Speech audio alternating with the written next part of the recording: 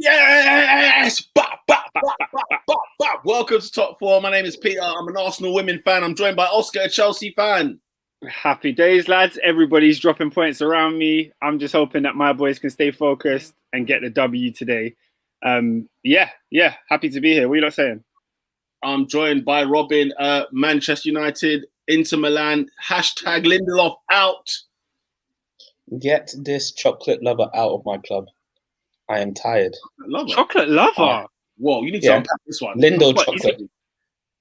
Chocolate. I thought you were saying he's got jungle fever. I didn't know where we was going with this. That's what I thought. What was it in the end? Get him out. Get him out. Get him out. The chocolate loving person. Get his name out. I don't care. He needs to leave. Not today. Yesterday he should have left, and he's still here. And it's a damn shame. It's a damn shame. And I'm joined by your screen. You're mad, Barry. Peter's looking like his phone is high, bro. High all the time. I'm joined by Ernest, a Manchester United fan. Get Lindelof out, man. Get Maguire out. Get Fred out. Maguire. I got a little remontada, a little revisionism about Scott McTominay. Oh, right. It's not exceptional, but it's a little bit of revisionism. Get De Gea out. Get Oli out. Get all of them out. Superb. Before we go over to the red side of Manchester, let's kick things off at the sky blue area. By the way, Oscar is live at Stamford Bridge, so any updates there, Alan McAnally, please do let us know. I will keep a straight face as much as I can, but I will struggle with Newcastle if I see Almiron. Anyway, we've got Kepa in goals, so anything can happen tonight. You know, I thought I was here for a comfortable 3 points. Do you jump into fourth if you win this? Because I know West Ham are now fourth currently. We go above Liverpool and West Ham if we win. You're already above Liverpool apparently, according to proceedings. I wonder if that's because if it's a live table, I think they've just added the draw. Okay, cool. Let's kick things off at Man City. 3-0 winners against the Spurs. Oh boy. Manchester City, obviously, on one hand, look like they're soaring through in the league. Jose's Tottenham Hotspur, though, they just look lost at sea. What did you lot think about that Man City performance? Go on, Oscar. I expected it. I was just going to say, I feel like we learnt nothing in this game.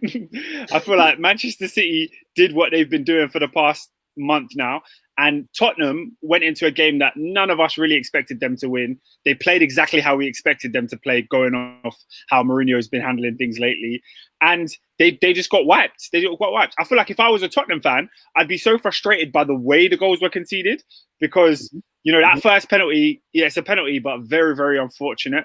Then you have Gundogan's goal, which is like Lloris has just got to do better. It's just typical Lloris, making that shot easy for him. And then the third goal is just a proper Spurs goal to concede where your defender just has a complete brain fart and a route one ball over the top. Like, how can you play against Man City, some of the best passes in the league, the best midfield in the league, and they do a route one over the top of you? And that's how they beat you, over the top. And your central defender can't do nothing. So, yeah, it was same old really for me. Gundogan, again, on amazing form, and Spurs just lackluster.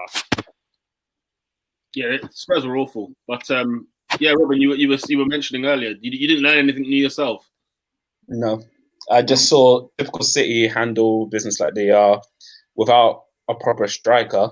Well, Gundogan has been on massive form. I think he's injured now. I don't know for how long, but he came off, didn't hopefully he? that will do some favors for the rest of the league because he's been in a hot form. Spurs are Spurs. Apparently, KDB's back because City's medical team has got like Merlin and like all the old English wizards in that. Merlin, their medical staff is on crud. We are joined by a Liverpool fan. He's just stepped in late down the wing, like Mo Salah, my friend. Speaking of Merlin, oh dear. But yeah, Ernest, sorry, you were saying before I interrupted. Yeah, like, I think as much as we all want, like Gun. I mean, I have a personal stock in Gundogan because I've loved him from Dortmund. So on one hand, I hope he's cool, but for I mean, to be fair, there's no reason to hope that City will get injuries because none of us are winning the league. So it's just one of them ones where I think City have proved this season that having an assortment of quality players and a good coach, and don't get me wrong, like their squad is one of the best. It's not. I don't know if I can say right now it's the best in Europe, but it's one of the best, and they have arguably the best coach on planet Earth. So if you're doing this and I'm not sure who their top goal scorer is, but I know it's not Jesus and I know it's not Aguero, and they're about to win the league. If Gundogan is your top goal scorer in a league where in a season where you've not had your top strikers, that is kudos to the coach. And for me, like Ilkay is 3 goals clear of Raheem Sterling. He's got 11 in the league, and Sterling with 8. And you saw on the weekend I love Jose. I love Jose in terms of what he's contributed to world football. The fact that he's given us an alternative to tiki taka. But the golfing class was insane. And the golfing quality, because like one team has got Eric Dyer and Sanchez, and the other one's got flipping the best signing of the season, one of Portugal's best young players, some of the best midfielders in world football. And you saw the difference. They tore them apart. Like it wasn't anything, like we said earlier, it wasn't anything we didn't expect. It's just when at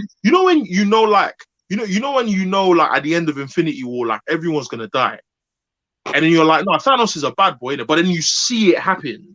You actually see it take place. The same thing with City. We all knew Tottenham was going to lose, but it's the way they lost. It was disgusting. It was nasty, man. But that's all I have to say, really. Yeah, I think you made a good point there in terms of like the golfing class, in terms of even the talent. You know, you mentioned one had Dyer, the other one, has top quality. I don't know how much money they even spent on that back four in total. When even with Zinchenko in that side, the talent was just far superior. I was thinking about Spurs in general, and in terms of the league and their squad, what position do you think they should be in terms of do they have the 3rd best squad, the 6th best squad, 10th? Where would you put Spurs on the table on the squad basis? 6th. Yeah, Robin says 6th. Anybody else going higher or lower? I think 6th is fair. We got a comment from Boss Like Endo, who also said 6th, and he said, "Remember when Peter said Spurs will definitely get top 4?"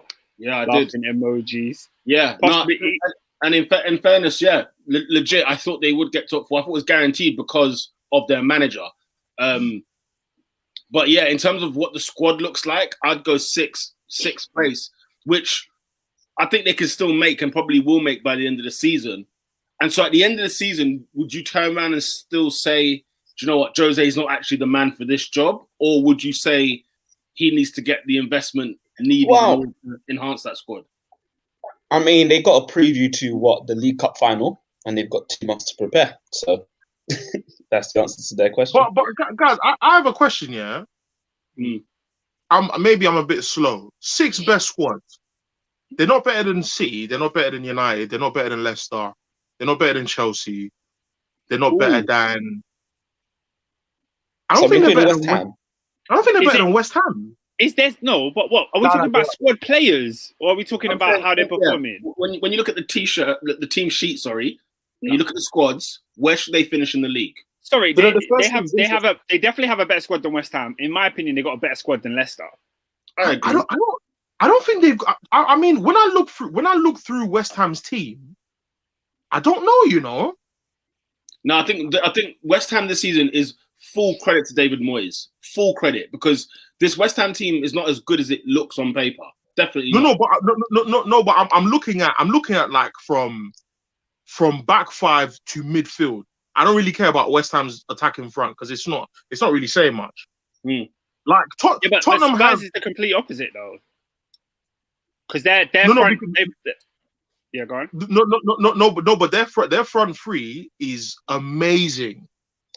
Their midfield is dead. I think it's better than West Ham's. I don't know.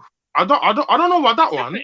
It's definitely better than West Ham. For example, when I look at Man United's midfield, it's not up there, but it's still Aston Villa's midfield is better than ours. Oh, it is. I don't know. If you take I'm looking at things like balance, and I'm looking at individuals. If you have there's two individuals that we have, and the chasm between them and the rest is mad. Is stupid. The gap between Pogba.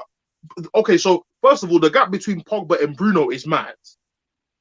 Bruno is impact, not ability. You saw this weekend what we've seen from Bruno game in, game out. You don't think he's terrible? You don't think he's terrible at ball retention? Don't listen. This weekend, I hope all Bruno's lawyers saw what I've been seeing week in, week out. He is terrible at keeping the ball. But they did, because he scored your only goal. Yeah. No. But what I'm saying is that when I look at, for example, City's midfield, what they have for tenacity, they have in ability.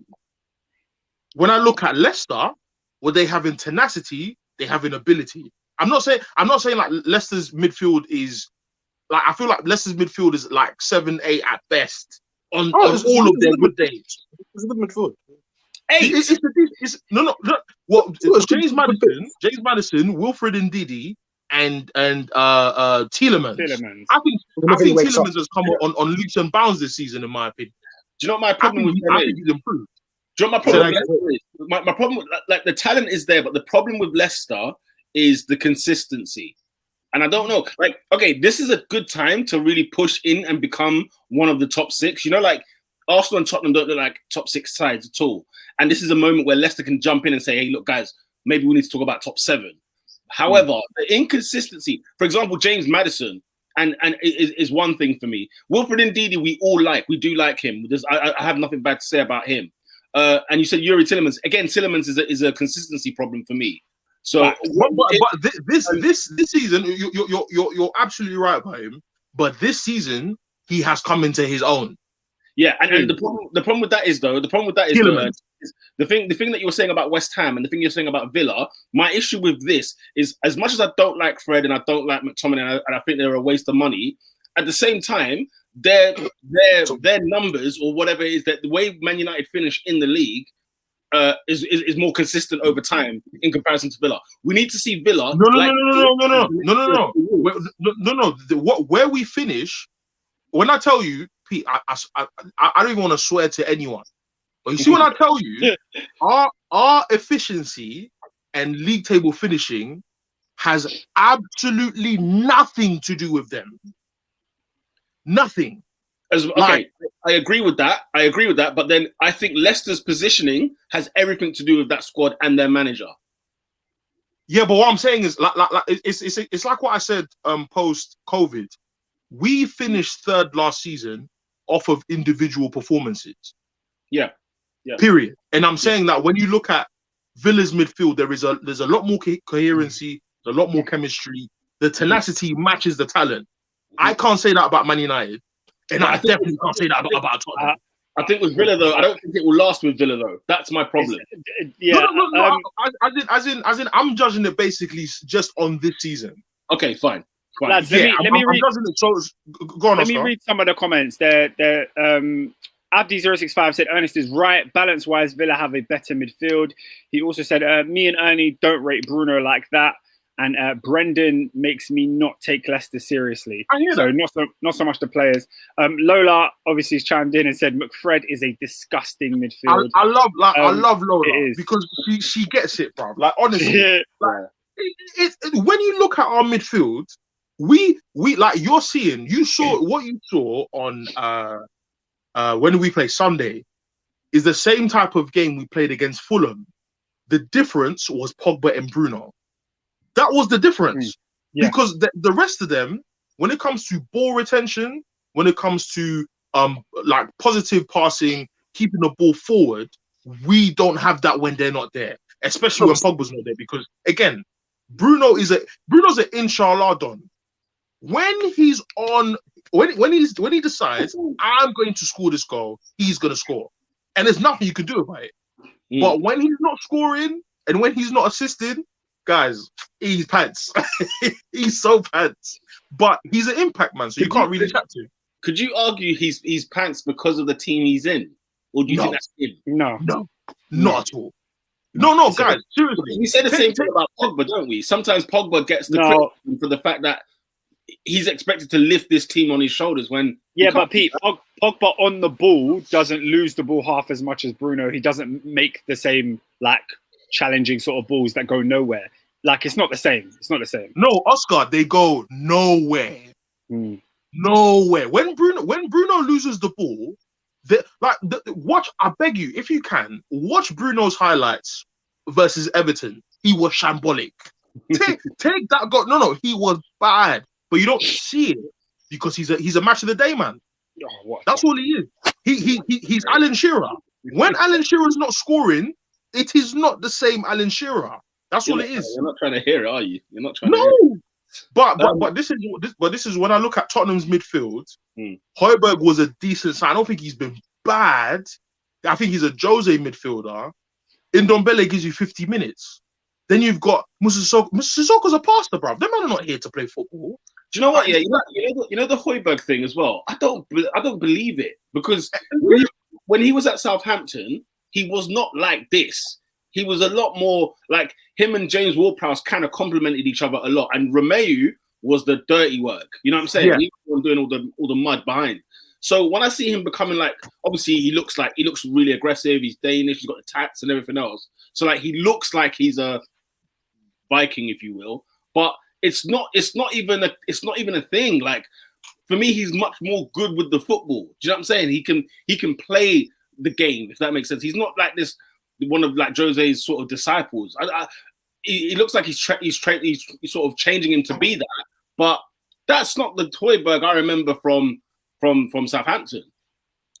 I hear what you're saying. He's turning into a box-to-box midfielder, and really, he's a B-Tech Kovacic. Very much, he's got a lot of movement. He can be tidy. But ultimately, it's more tenacity than flair. And like Jose likes that stuff. I feel like it's B-Tech Goretzka because the same thing happened to him. From Schalke to Bayern, I'm seeing two different players. And obviously, because he's got the size and he looks massive, you think Goretzka's a shoulder. Huh? He's been in the two Big swell. You know what? He is huge. And I think he's 23 or whatever? I can't remember how great he is. Something stupid like that, and all of a sudden it's like, he's now this defensive midfielder. No, he's not. He's a proper good ball-playing footballer in the midfield. But anyway, but yeah, if Tottenham finished sixth in basically as we're discussing their squad, 6th, 7th maybe in the league. If they finish 6th, has Jose done well? Question. The reason why I say win a trophy this year. Yeah, sorry, he has to win a trophy this year. How? No. He's in a final. He's in a final. No, I'm not. No, there is no excuse this year. Oh, there's an excuse. Huh? You were in the final. He's in the final. Listen, guys, when he joined Spurs, what did I say? What was the number one thing? No. Jose has said on record, when I go to clubs, I win trophies. Why is he there? So thank you, Adrian. So for me, when I look at the standards that Jose has set for himself, trophy. But Ernest, is that fair in his first full season? No, of course not. I didn't say the words. But is it his first full season? Yeah. He came in hard. He came in midway through last season, like November last season. I wouldn't say midway. It was November last season. I was in the States. It's midway. I definitely remember. Bruv. When was Lucky's wedding? Because that was November. He came back and it was Lucky's wedding the next day. November 2019. Yeah, 2019. Yeah. 18 months. You'll get better this season. But what I'm saying, obviously, the season hasn't really been. What do you mean? He said. Oscar said Jose's been there more than a year. Oscar said first full season. Yeah, so he's been there more than a year. Yeah, but guys, come on. Are we sure? Since when did we expect like instant success from a side that's never won a trophy in the last? Yeah, in context, indefinite context. No. But in the context of Jose. But he did it with United. His time's not finished yet. You're Manchester United. How are you comparing the two? Come on, you can't compare Success. Should I remind you of the team you won the Europa League with? That's fine. Yeah, You're not comparing Man United. You're not comparing Jose's Man United to Jose's Tottenham Hotspur. There's no chance. According to Abdi065, Spurs don't even have a better squad than Arsenal, in his opinion. I don't necessarily agree, but yeah, no, Peter, think about it. This is what I'm saying. I'm giving it. Look. By all accounts, I expect Jose Mourinho to win silverware at Spurs, and if he doesn't, then I'm calling it a failure. But I'm at least gonna wait till time. Hold on. I'm gonna call it a failure, but I'm not saying he has to do it this season. I feel like people are waiting for it this season because he's got them to the League Cup final and because they're in the Europa League. But if Jose doesn't win nothing this season and win something next season, that's success. He's got what? He's got three. He's got 4 for free at the moment. He's got the FA Cup, I believe. He's got the FA Cup. Oh, did he come out? I can't remember. He's got Europa League. They lost to Everton. They just lost to Everton. Yeah, they did. Yeah. So he's got Europa and he's got. Did you ever watch the highlights of that performance? Oh my god! His post-match was gold. I watched all 120 minutes of that crap. His post-match was brilliant. It's fun. No, but bruv, guys, when I said he can't fail at Spurs, it's because nobody. I don't care what manager you put in there. You can get Sir Alex off the wheelchair. Nobody is winning silverware at Tottenham Hotspur. Nobody. I don't believe that. Oscar, name the manager in the world. Name him. It's not about the manager. I just think that there's a set of players that can change. Like somebody can break a mentality. Like they won a trophy in 2008, they will win a trophy again. It's not definite because they ain't won a trophy. They're never going to. I'm not saying that. This was my Poch argument. My Poch argument always was he made you believe things that did not exist. He'd overachieved to such an extent where it was so unbelievable. And even in a year where Leicester won the league, fam, where Tottenham were in this title race genuine, they lost it to Leicester City of that season. Like, bro, at the end of the day, I don't care what manager you get in there, unless, what's his name, Levy, pumps that money, bro. Unless they get that pump action going, where Jose can buy it all out. If he can buy out the bar, he can win silverware with Spurs. But if this is the Spurs that we're accustomed to for the last 5 years, which they are. Huh? Which they are. Exactly. No chance in hell then. No chance in hell. Because when they face Man City at Wembley, which is Man City's second home ground, when they go over there, do not expect anything else. And we can't call Jose a failure on this year in terms of his League Cup run because he's up against Man City. And look, we've just discussed the golfing class, right? Obviously him getting knocked out with Everton, poor performance. We can criticize that for sure. And his league performance, I do think he'll still finish top 6, top 7, which we're saying maybe that's the best squad. The best. It's not the best that the squad can do because obviously the manager can enhance that team. But when you look at it on paper, if you said to me they finish above 6, everybody will be actually surprised. I think personally they will finish 6th, and I won't be criticizing Jose if they finish 6th with no trophy. But what I believe will happen with Spurs is the ultimate collapse, maybe the season after, where they finish 8th or below that. Watch their summer move, innit? If they can't spend money, obviously due to COVID and the stadium and whatever else, if they cannot spend, then Operation Jose needs to be ejected. They're going to have to sell Harry Kane. Yeah. At this point. It's the same thing I said to Arsenal fans in Aubameyang's second season. I said, sell him because he's your only cash cow. As David said. And he's at the ripe age of 27, 28, where he's not like Salah. Like Salah's got one more year until he is at the level where you're not getting 130 million for Salah no more. You might get a young 90 at best. Kane is still at the age where he can get like 150 still. Not to say that anyone will pay it, but his valuation right now is he's still top 4 strikers in Europe. You see what I'm saying? Take Kane to Italy, he'll bang 35 goals easy. Like it won't be difficult. Or if you were his agent or his advisor, where would you say to him, look, have a look at this place here. this is serious potential for your career, where would you take him? If he leaves Spurs and wants to stay in England, he goes to Manchester United. I don't think he works at City, and I don't think he works at Chelsea, for example. If not, he has to go abroad. Oh, I think he bangs at Chelsea. I think Chelsea could work. I think he bangs at Chelsea. With Thomas Tuchel, I think he bangs. I think Chelsea would definitely work for him. The United thing. The reason I don't say it's just because I don't think he suits that style. I just don't think it works for him. I feel like you would have to change completely to work around Kane. Do you know what, Robin? Yeah. You know what? Before this season, I would have totally agreed with you. But if there's something Kane has done in the last, let's say, 12 months, adding another feather to the bow, is he can do everything else besides just scoring the goals. He's doing that dog work. He's getting those assists. He's doing, do you know what I'm saying? So I feel like at City, where Aguero just doesn't seem to do anything but score, and Jesus, is hit and miss in terms of how great he actually is, I think Kane would be monstrous at Man City. Yeah, of course it would work. I think there'll be Man United. It could work, but you know what Man United are like, isn't it? They will turn the heating on, but they'll have a leaking tap. So although I agree with Peter, man. I just fear that Manchester United have had these big signings before, where all signs point to success, and then he comes in, and then we're still talking about lack of DMs and lack of centre backs stopping you from winning the league.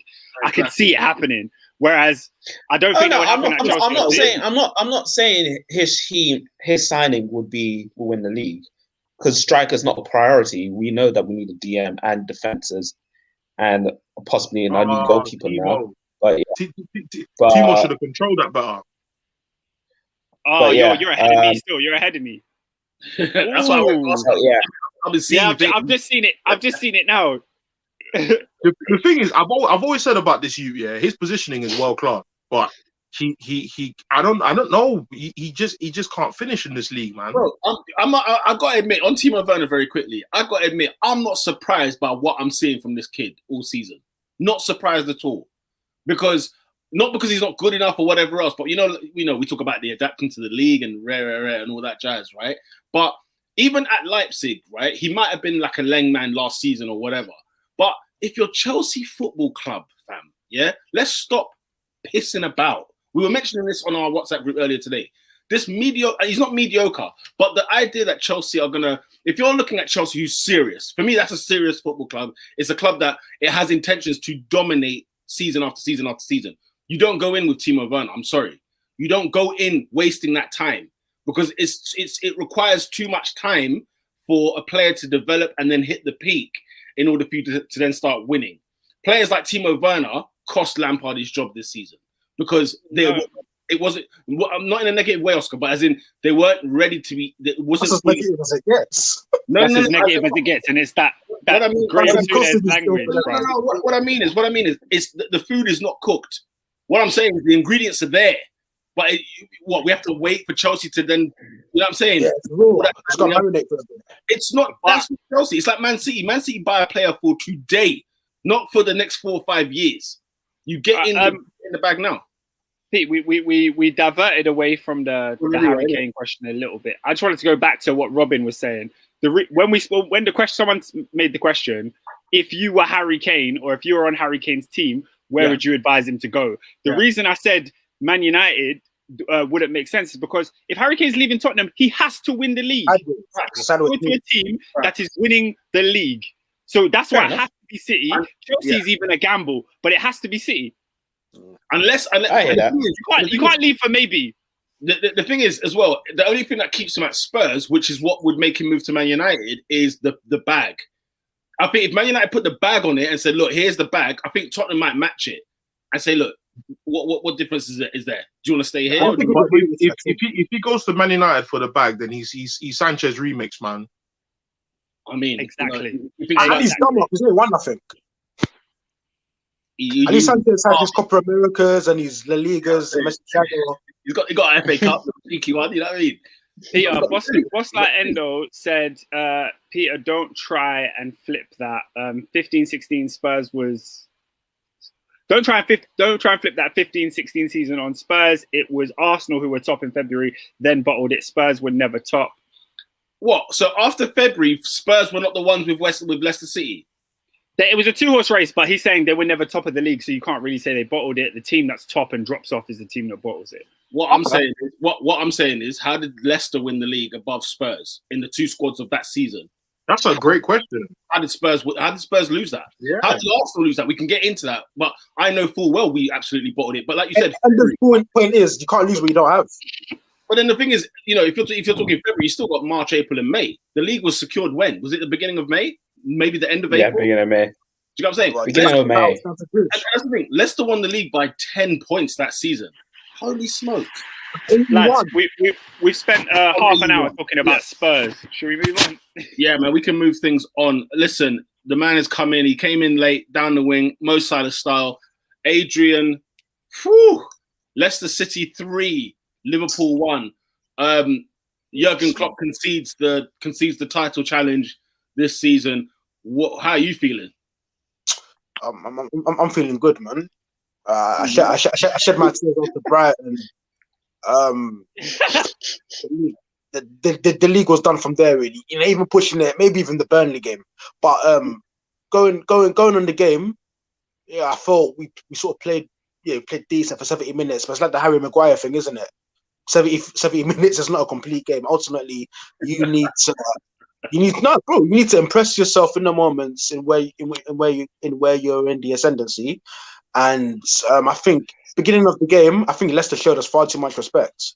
And I think Brendan Rodgers was set up to play against Liverpool of last season as opposed to Liverpool of this season. And I felt like our betting. Who scored? Olivier. You're giving me the spoilers. I was waiting for Oscar. There we go. 1-0. Timo Werner assist, runs down the wing, crosses it in for Olivier Giroud, who volleys at home. Giroud came on for Tammy Abraham, who got injured, unfortunately. But yeah, 1-0 half an hour. Injury.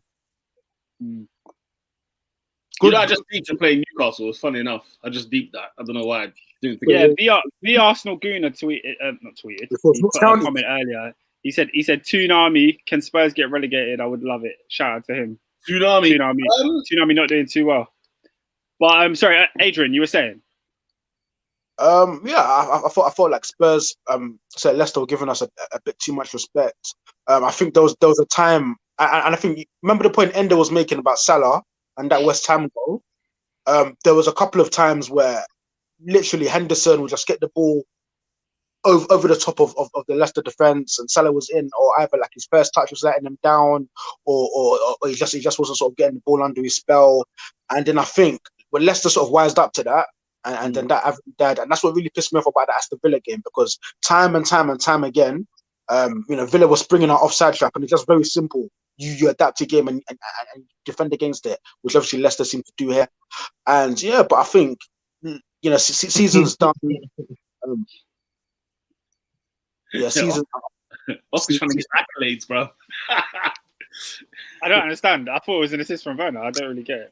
He crossed it, but it came off. I think Newcastle defender or whoever. I think there was like a. No, we take those. No, according to fantasy football, no one got the assist. No, we take it. Werner. Fantasy football's final. But yeah, AD. Yeah, no, you're saying it was, like the Villa situation, time and time again, it was happening, and they weren't adapting, they weren't clocking it. Interesting what you said about Leicester, though, that they sort of came out to play the Liverpool of last year. And they did. Do you think they sort of clocked on? Hang on a minute, this ain't them. And you think they switched gears? Yes, I think after the 70th minute, as I said, I think we were good for 70th minute. Apparently, listening to them, they tweaked a little bit. They went to a diamond, which ultimately gave them a bit more control in the middle of the park, and also allowed them to play Harvey Barnes up top. And Harvey Barnes, he wreaks absolute havoc. He taught Trent a new one at times. And I think Harvey Barnes is an example of good coaching, because time and time again, we've all said on this podcast, I like Harvey Barnes, but it would be nice if Harvey Barnes could. Whereas now he's actually added that final bit of his game. He's added that end product, and now he's looking like quite a player. And yeah, that's all I can say, really. Yeah, I've actually liked Harvey Barnes for a few seasons, and I just felt like he was somebody who was growing. And I just think like you know, because I know what you're saying. If he adds this to his game and he adds that to his game, as much as I agree with that, I feel like at the same time he was always on that trajectory. Like he was always getting better season by season. And I feel like that, I mean end product. Yeah. I mean, no, yeah, you're right. For sure. Now he's very much more impactful. He's getting goals. He's getting assists. He's a better version of Daniel James. Somebody said that. Yeah, it's funny. He's actually a polished Daniel James. Tenacious, give man headache. He's faster than Usain Bolt, and now he can finish. He's sick, bro. I've always preferred him in terms of production more than Maddison, just because Maddison's inconsistency, not because of the talent. But do you think the Maddison inconsistency thing is overblown? Purely because I genuinely think his inconsistencies come from injuries. But first season, he came in like a house on fire and created over 100 chances in his first season. Second season, jittery form, you know, injuries. He weren't necessarily creating. You know, he's too busy wearing Gucci bags or whatever. And this season, you know, he's had a run of about 10 games in a row where he's been able to play to get his fitness up. 10 goal involvements. I genuinely think Maddison is a great creative player. I do, but I don't. I agree with you, Adrian, to an extent, but I don't think the inconsistency is down to injuries. I think it's down to him, and I think there's times where he's not in games. Even against Liverpool, I felt like he was not in that game. I mean, he scored from a what was it, a free kick? But other than that, when it came to linking up and creating chances, I don't feel like he was very much involved in the threat that Leicester could have posed, which is why for the first 70 minutes of the game, Liverpool were by far the dominant team. By far. By a streak. I agree with Oscar in that sense, because the game could have gone the other way and you'd be talking about Maddison in a negative light. And I think you're both right. I think the injuries do have an impact on him, but I also think, like Oscar says, he goes missing in games. And when you look at your counterparts, i.e. Grealish, there was another player that was spoken about in that midfield. In terms of the whole England thing, it was like, would you take 1, 2, or 3? Yeah. And then it was a case of Maddison's always at the bottom of the list because in terms of who you would select. And what's frustrating with him, the talent is so there. It is so there. Like he is a good player, definitely on his day. But the consistency and production is what will make him a regular in that England side. Because look at it, England don't have like a number 10, if that makes sense, where Maddison should have been filling in this hole ages ago, in my opinion. And especially with Grealish, who is a 10, but then playing on the left-hand side, you get what I'm saying? Like, we've gone to tournaments where Sterling's played that position, Rooney in his late days. You know, it's like Maddison's place was there for him to be taken. The thing is, like a lot of people have been talking lately about this England team and you know, when they go into Euros. If we go into the Euros against a good side and Maddison is our number 10, am I confident that the game is not going to pass him by? I'm confident of that with Grealish. I'm more confident with a Foden. Even Mason Mount, I'd rather see him play there because I just don't know what Maddison I'm going to get. Yeah, and I feel like, for me, the inconsistency is there. I rate Maddison highly, but I need him to perform at a more frequent level than he is currently. Speak. Sorry. Yes, read the comment. I was just going to say... I'll read the comment, then we'll go to Robin. Boss Light Endo said, Mandem, I'm sick of seeing my team get clotted every week. We're an embarrassment. 30 points worse off than last season. Worst Premier League champions. Also, hashtag Thiago out. By the way, RIP to Klopp's mum. Yeah, I heard about that, yeah. Sad. He spoke about it in a press conference today. It explains his mood lately because his mum passed last month, wasn't it? And it's one of those where it kind of explained why Klopp has been acting weird, isn't the word, but you know, not his usual self. We did think he's not his usual self. Definitely not. Yeah, definitely not. He's been doing this before that. No, but I think there was something different though. There was something different about him. He has been a sore loser from early, bro.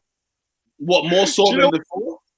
Ernest, I'm glad you said it because I didn't want to say it. I didn't want to say it. He's been Timo. He's been a sore loser from early, bro. I'm not having that one. Nah. He might have been more down, but the complaining and challenging interviewers and that, Klopp's been on that for time. He was a sore loser last season. He's a sore loser, man. Maybe it's because we get it wet week in, week out. We're seeing it more. Yeah, exactly. No, I don't think that he's not a sore loser. But what my thing is that he does look down. He doesn't look happy anymore. I think that's a number of things though.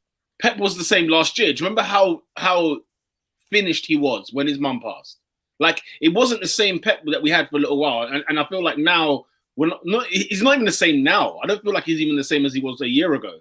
But no, I think Pep is enjoying the ride and the fact that he's actually been probably the only one to take advantage of this weird year, COVID, Liverpool not being on top of things, and then on top of that, like his signings have made sense this season. So he's like, yeah, why not?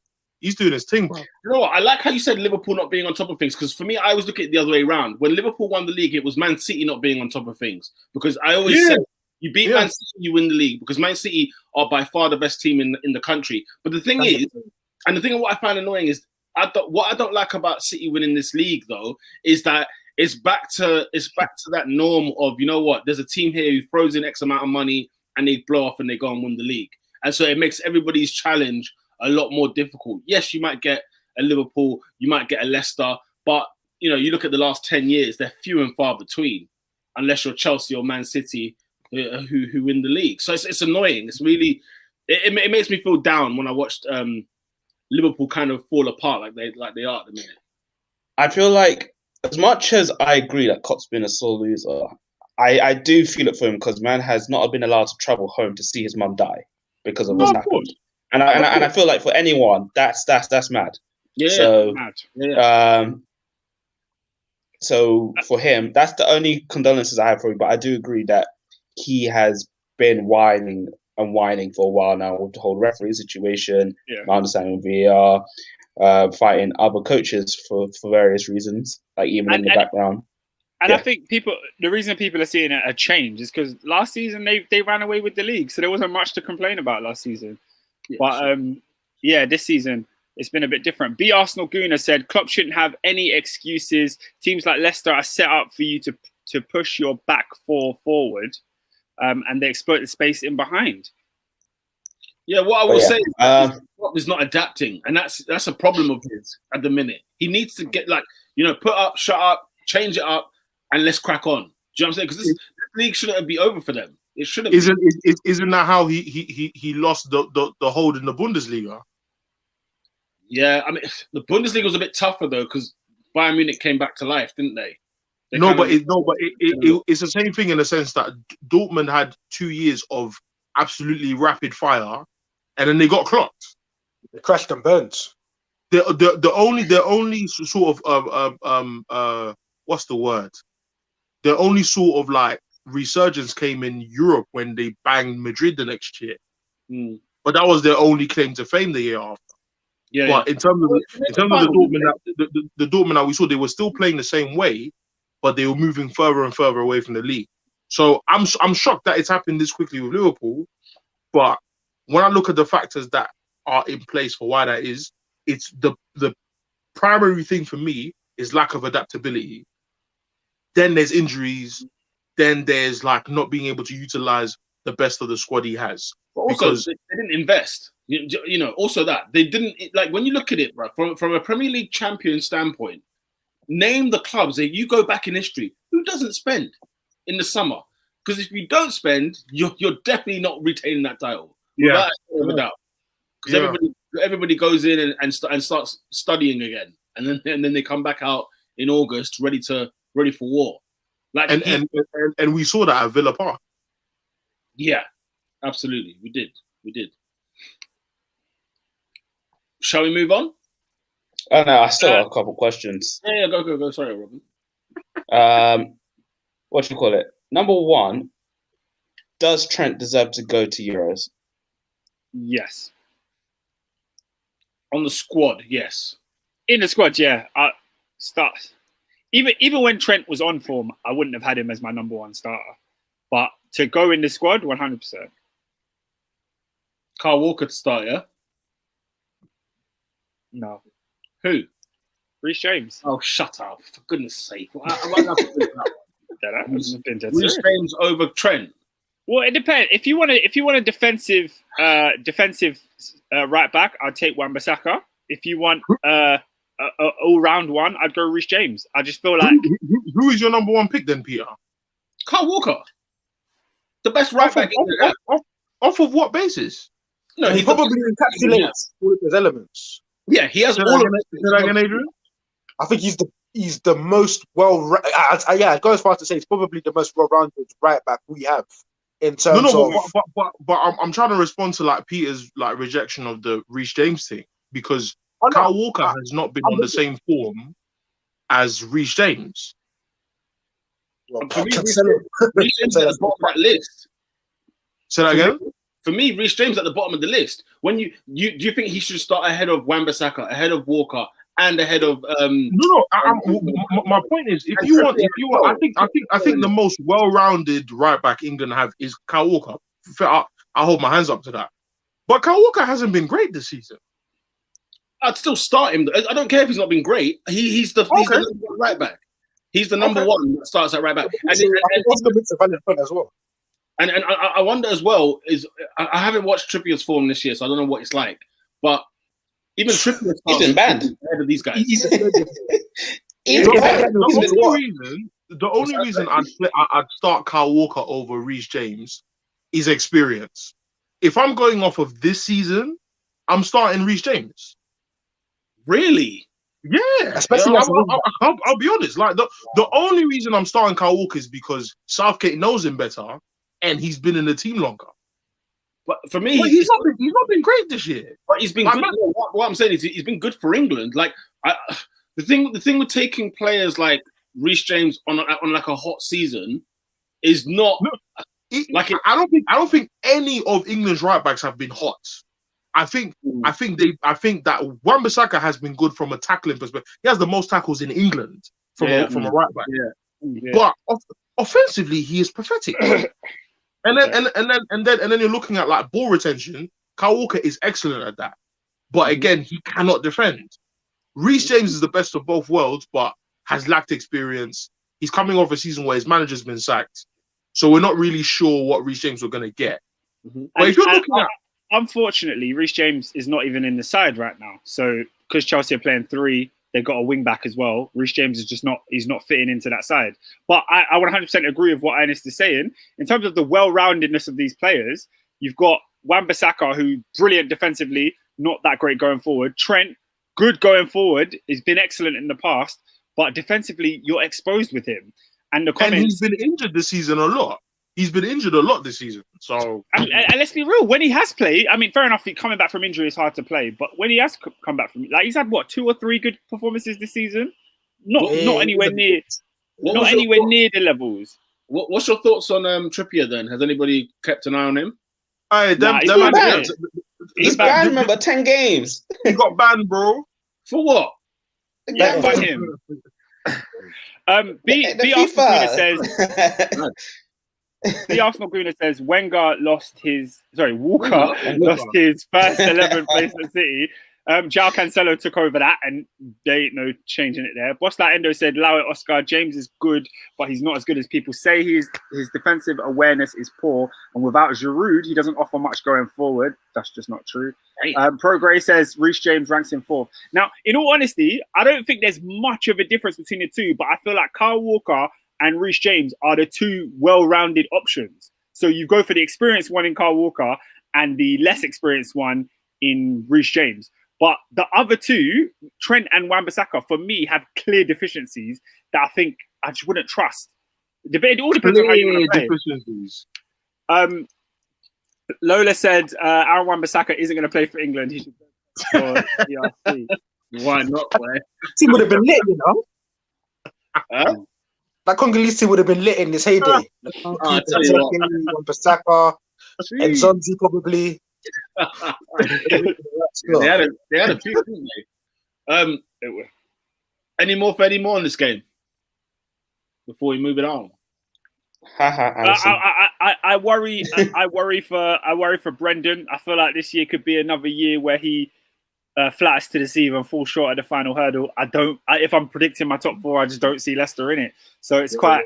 I'm worried for him. Oscar, it's not At the moment, they're doing their thing because Liverpool being unserious. But at the same time, at the moment, Manchester United are handing them second. At the moment, guys, hang on a minute.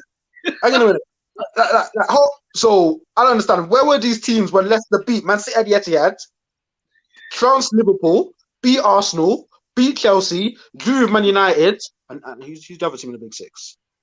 Beat Liverpool, Spurs. Beat Spurs. Bro, like Leicester doing the thing on the low. Like, you know my thoughts on Leicester. You know my thoughts on Brendan Rodgers. I genuinely think last season the reason they never got top was injuries. We saw the impacts both of them they had on that game, wherein every ball in the middle of the park he swept up, he dealt with, and for me, I look at as much as we can see the obvious reason as to why Liverpool have dropped off considerably. Of course, there's the other factors as well.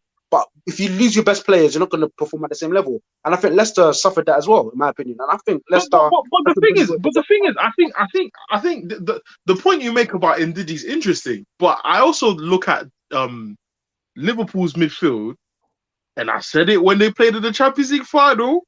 I said this midfield is air. I said it then, and I say it now. Like you go through that midfield, and it is straight tenacity, bro. We need to have a 30-minute section on Gini Wijnaldum because he is pants, bro. He is absolutely bad. And Newcastle got 25 million quid when they went down. No. Yeah, he hasn't been a bad servant. He hasn't been and he's not a bad player. Yeah, he hasn't been a bad servant. He hasn't been a bad servant, but I am not shocked at these deficiencies at all.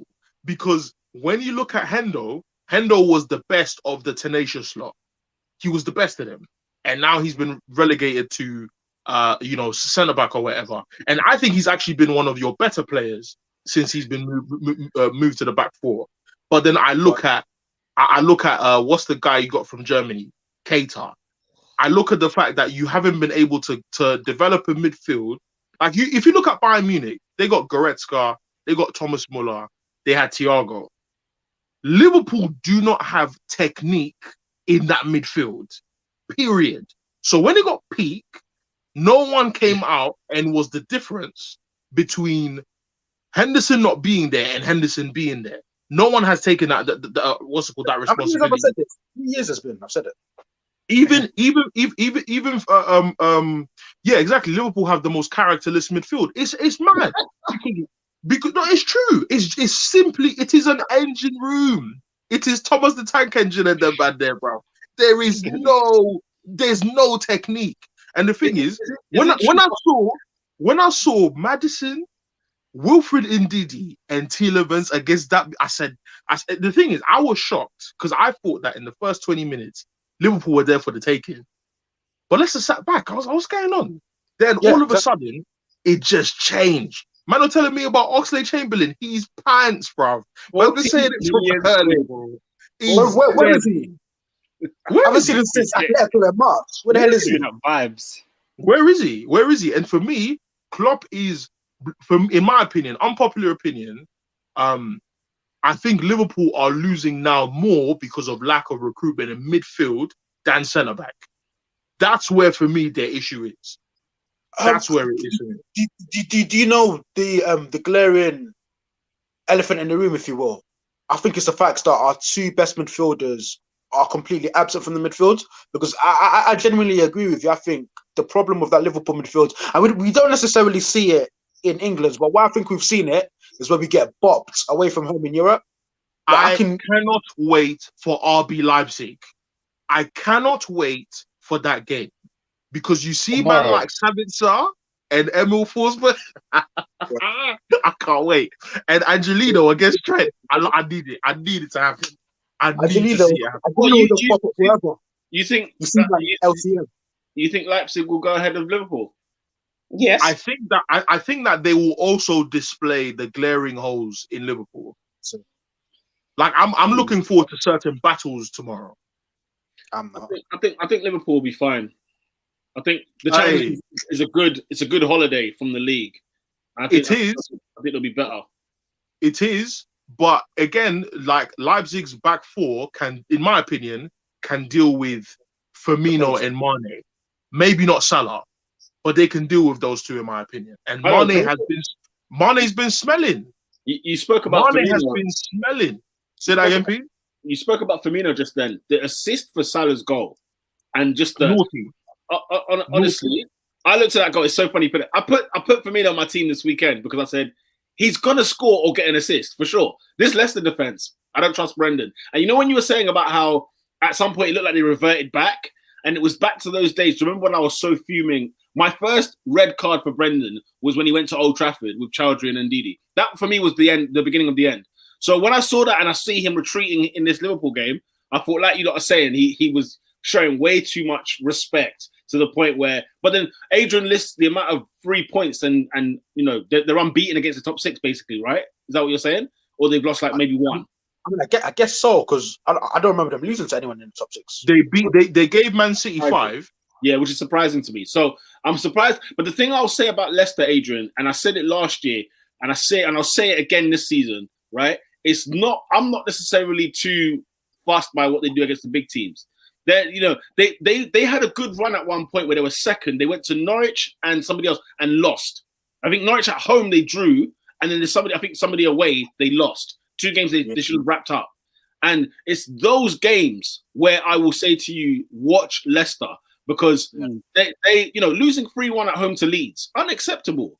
That's exactly why I'm worried about them. That's exactly it. No, it's not worry. It's not a worry thing. This is Leicester City. We saw it last year. We saw it even before. When you say worry, it means you've put them in a place they don't belong. They don't belong. So no. When you're talking about like, what are you worried about? Their top 4, or are you worried about their top 6? I'm worried. The reason I'm worried is because it looks like another Brendan bottle when it's not necessarily a bottle. It's their level. Do you get what I'm saying? Yeah. So what's the worry? Why are you worried? As in because again, it's another mark on that Brendan resume of you are a bottler. You took a team up here only to be brought back down to reality. Facts. And do you know what else, as girls? I don't know if I'm wrong, but I think for me, if I'm a Leicester fan, my biggest worries as to why we wouldn't make top 4 isn't our ability. I genuinely think 11 to 11, we can match most teams in the league. It would be injuries and Europa League. If I'm a Leicester fan, injuries and Europa League, for me, at the back of my mind, are the 2 biggest reasons as to why we wouldn't make Champions League this season. Because I look at that 11, Vardy's a leg man, and Didi for me, best ball winner in the league. Kasper Schmeichel, by the way, he had a sick game. There was one save he made that was world class, but it was offside. Kasper Schmeichel was elite in that game. Yeah, he was. So, Ricardo Pereira, one of the most complete right backs in the league. Castagna started the season like a house of fire. Johnny Evans, who, by the way, and that's another reason as to why we never played well. Johnny Evans basically played with a bullet in his leg for 60 minutes, and we didn't trouble him. So I look at a lot of people. Harvey Barnes is coming to life. I look at a lot of pieces of that Leicester team, and I say to myself, it's a very, very good starting 11, in my opinion. What's missing in that team? What's missing in that Leicester team? What do they need? I couldn't tell you. I know what he's going to say. I think it would be good if they had a right winger. Like they never replaced Mahrez. They never really replaced Mahrez. They had that. No. I was going to say, no. He's at Brighton. Sorry. I'd say they need a competent right winger. I say they need a competent number 10. Do you know what? I wouldn't say competent right winger, Ernest, because you said replace Mahrez, which is a very great answer, because we're talking about a player who is a talisman, not just a right winger. Because I think they haven't got that person who changes the game. I agree, and because I think that Vardy has been, and the only reason I've noticed is because of fantasy. And then when I watch him, I feel like Vardy is now getting on. We're getting to the stage now where you remember when Rooney was in his twilight when Ferguson left, and I think it was like I think he scored 18. I think it was Van Gaal's first season, and that's when I started to notice Rooney's getting to that age now where you need to now look for a replacement. Whether it's Harvey Barnes, I'm not too sure, but I think now they need to start looking at certain key positions. I'll say number 10. I'll say right winger, like someone who can change the game, like the way, like the way. I look at Leicester and I think of Ben Rama at West Ham. Like he would be absolutely perfect for them. Or whatever. Go on. Hold on. Iklas just said, Oscar, it's half time. You can read the comments, you know. We've got a lot of comments here on Leicester, so I just want to get through them. Lucky also says, yeah, they need another Vardy. He says that they are broken without Vardy. Iheanacho comes in and does a little bit here and there, but it's not enough. It's not enough. You see him and flipping Jose Perez, get them out. Oh, Jose Perez is whack, bro. He said he couldn't be bothered. He was happy that he scored because he couldn't be bothered to play to extra time. Legend. What a crazy comment. Iklas Elmi says Leicester should get Dan James. You know Brendan can get the best out of him. That's funny. Lola O said they need a better squad. When your option is to play guys like Amate or Chowdhury and the like for rotation, it's going to kill them. And especially when they've got Europa League, they're going to need to rotate. So, yeah, I agree. B. Arsenal Guna says the presence of Vardy in the 11 sets a clear game plan. When you take him out, it's hit and miss. True. Interesting. Just before, there was a couple comments before. Iklas says, as much as I hate Liverpool, Leipzig ain't going to beat them. They're not going to beat Liverpool over 2 legs. They almost bottled it against United. Didn't they lose 5-1 at Old Trafford? Yeah. And then before that, Bosslight Endo and SW6 were expressing their displeasure at Thiago's performances. SW6 says, Liverpool with Thiago, Fabinho and Hendo in midfield is very different. Injuries killed them. The rest of the midfielders at the club need to leave. Bosslight Endo said, Milner starts for my club in 2021. Crazy. Yeah, that is crazy. Okay. I mean, good when you come off as well. That's the saddest thing. Let us go to another team in the Midlands. Let's go over to West Brom Albion, where they got a point. Big Sam and his men got a point Sam against Manchester United. Oh, Manchester United. Who are you? Huh? Who are you? We were talking title challenge not long ago, and now they've gone and given us the bottling of bottle jobs. Not bottling of bottle jobs, but they're not here. You're not here to stay. Pete, ask me that question again. We were here for a fun time, not a long time. I'm going back at your record this season, yeah? In the last, 5 games, yeah? Draw to West Brom, draw to Everton, okay? Gave Southampton 9. Draw to Arsenal. No. Go back to Southampton. Southampton 9? I told the man them, if it wasn't for that red card, it is a different game. I said it. Don't get gassed, bro. Very different. What's it called? You did beat Fulham, and then you drew with Liverpool. I mean, fam, what's happened? What the flips happened since you were top of the league? 1, we lost Paul Pogba. 2, we lost our centre backs. We lost look at our centre backs. Pogba played against Sheffield United, mate. And number 2, look at our centre backs. Oh, now it's the centre backs. No. I say Lindelof out. Look at Lola's comment.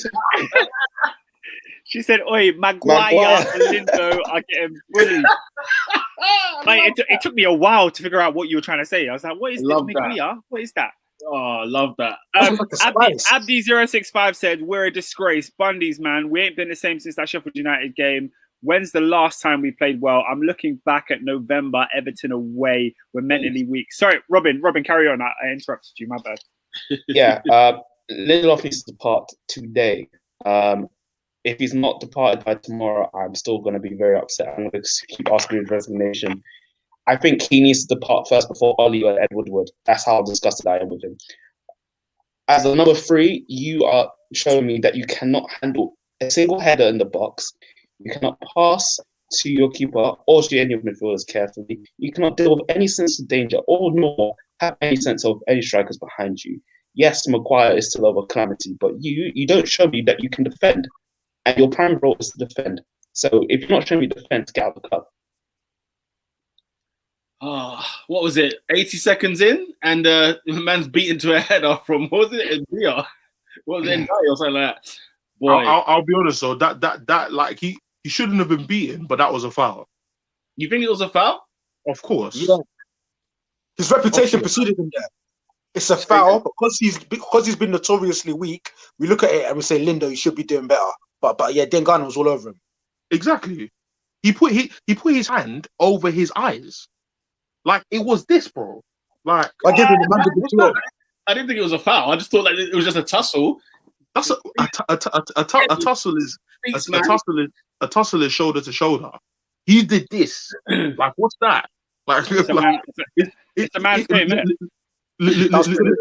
Lindelof should anticipate the header, but we've been complaining about this since Huddersfield in 2016-2017 season. He cannot and will not anticipate headers. So get him out.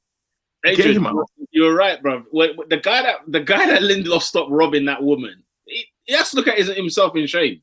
Oh, I hope he's lifting weights in that cell. You lot are on banter. Let me read some of these comments. When I read that he stopped a thief robbing an old woman, I thought, yo, this guy is dibby, bro. Must have been a marga thief. Is that what you're saying? A marga thief, man. Lola O says it was obvious Bruno had another game where he had his goal, but he was doing nonsense the entire game. She also says that Tony needs to be flogged. He cried for that number 9 shirt and is doing what? Activated the website. He's not the one. Lucky said, when you get to the top, the only way is down. Look at Chelsea and Spurs. They're not made for the top this season. Lola said West Brom should have won based on the chances, which I do agree. Like they had a lot of chances to put the game to bed. Should have been 3-1 when you look at the amounts that their centre forward missed. Pro Gray says Ollie has been caught out. This is Prem, not FM. Abdi says he hates Rashford on the right. Rashford's being forced on the right because Martial's playing on the left. So it's an amalgamation of errors there. It's funny how United fans now say Pogba is the reason we're not winning. Yeah, he's got less goals in the system, McTominay. It's allow the excuse. It's mentality. But I would say on that one, are you saying that we don't need Pogba? That's the question, because if you're not saying that, you saw what it's like without Paul Pogba, and you have McFred in the middle. And if you're asking for that to happen next season for a whole 38 games, you're going to ask for another year of misery. No, guys, we need Paul Pogba in this team. No. We need more than Pogba. We need a better coach. Because it's clear. Like even I think it was Abdi that said it. Someone else said it that he hates seeing Rashford on the right. There are so many little things that Ollie's doing wrong in comparison to what made us get to third last season. He's just switched things up a little bit, and it's just not making sense. I've said it. I said it, and I'll say it again. When Bailly is fit, he should start. I've seen Bailly fit many games. Lindelof and Maguire are his sons. I don't know why. I don't know what confidence they give him. For me, when I look at that partnership, I think of one game, Sevilla. I think of one game. Mm-hmm. After that game, their man need to be like Lindelof should have been in the cab with Maguire when he got arrested, because the two of them are absolute criminals. Their man should not be anywhere near a Manchester United dressing room.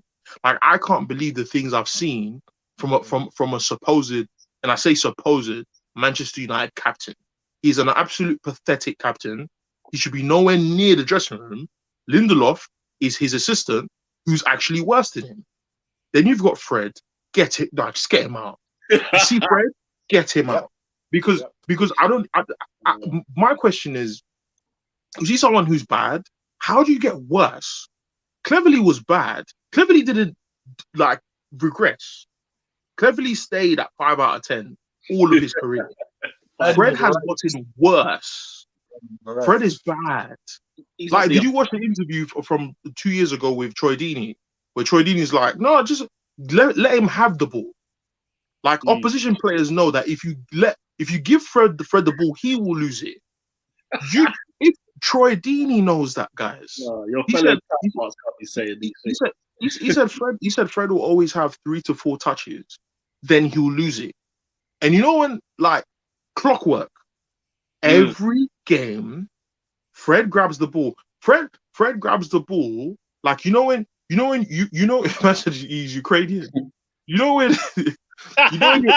you know when your mum was cooking like stew and it had like bare assorted meat in it, and you went to try and steal meat, yeah, and the meat was bare hot. That's how Fred handles the ball. It doesn't stay on his feet. It's just hot. He just drops it like it doesn't stay on his feet. And I don't understand how Brazilian players have been allowed to be this bad. It's bad. Fred and Willian, I can't say who's worse. I've got two of them, and I'm sitting there. How are you Brazilian? Like how? And the thing is this: Oli is that's a prison like a Swiss dog. Oli is the grand master to this because he still brings on subs in the 85th minute. That's still happening. For me, I've said it last season and I'll say it again. Our most natural number 9 is Mason Greenwood. Right now, Martial is having probably the worst season of any Manchester United number 9 I've seen in a long time. I don't know who's been worse than him in that position that was given the shirt. Anis, I need you to get him like you got Lukaku. That's what I need. No. You know my issue with Lukaku. Like the thing about Martial this season is finally getting the chances Lukaku had, and he's missing the same way. It's bad. Ernest, I need Martial. I need Tony Marshall slander. I need it all in the vein. That's a bit tame. That's a bit tame. You know what I mean? Yeah, it's very tame. Honestly, it's very tame. That is one thing because whether it's because. Listen. No. When you fight for the boy and the boy lets you down, it's more heartbroken than anger. No. I'll give you my genuine reason why I'm not cussing him as much here, because the first season he was given that number 9 shirt, he scored more than Lukaku in all comps. Yeah. The second reason I'm not getting onto him is because I can't believe, as bad as he is, and don't get me wrong, guys, Martial has been a 2 out of 10 this season. 2. You know when you get the U for turning up to the exam, that's Martial. But you know who's been worse than Martial? Every player I've mentioned before. De Gea, Fred, Maguire, Lindelof, all trash. All of them. Scott McTominay has redeemed himself in the last, I want to say, 8 fixtures where he's looking better on the ball. He's not hiding anymore. He's plugging in holes that Fred was doing early in the season. So Scott is bad. Scott has gotten to the point now where I can rate him as a squad player. Before, I wanted him out. Now, he can sit on the bench. You're the one. So I'll give him that. You see everyone else? David De Gea, I'm so sorry, bro, but nah. No. He's not the answer. And what's the question? Listen, if the answer is not David De Gea, what is the question? What's the question? Is it time? It's hilarious. Like he's not even trying anymore. Half of these men are moving like Sanchez. They are here for the bag. Mercenaries. They are not here to play football. Guys, we're playing against an informed Alexander Isak this week. Or Yazabal and them, man. Yeah. Where is that game taking place? Apparently we're playing in Germany or something like that. Interesting. Or whatever. So this week you're gonna see, just like we saw against Leipzig, that Manchester United they're not ready for this league. And I cannot believe that we're saying this after the resurgence of don't get me wrong, the post-COVID season, I felt like it was individual brilliance. Now, we're bad. To be fair, we're really bad. I agree with Lola in terms of, I think Martial is as bad as those that you have mentioned. I think some are worse, but I still think he's he's definitely in the same tier. No. Do you know why? We've conceded 31 goals this season. Jesus. 31? Nah. You can see more goals than games. No. David in the building. No. David, he said United are a dead team. And they got the most. I saw he scored the most goals this season. Yeah. Your goal difference is like 10. Okay. 31? 31 goals?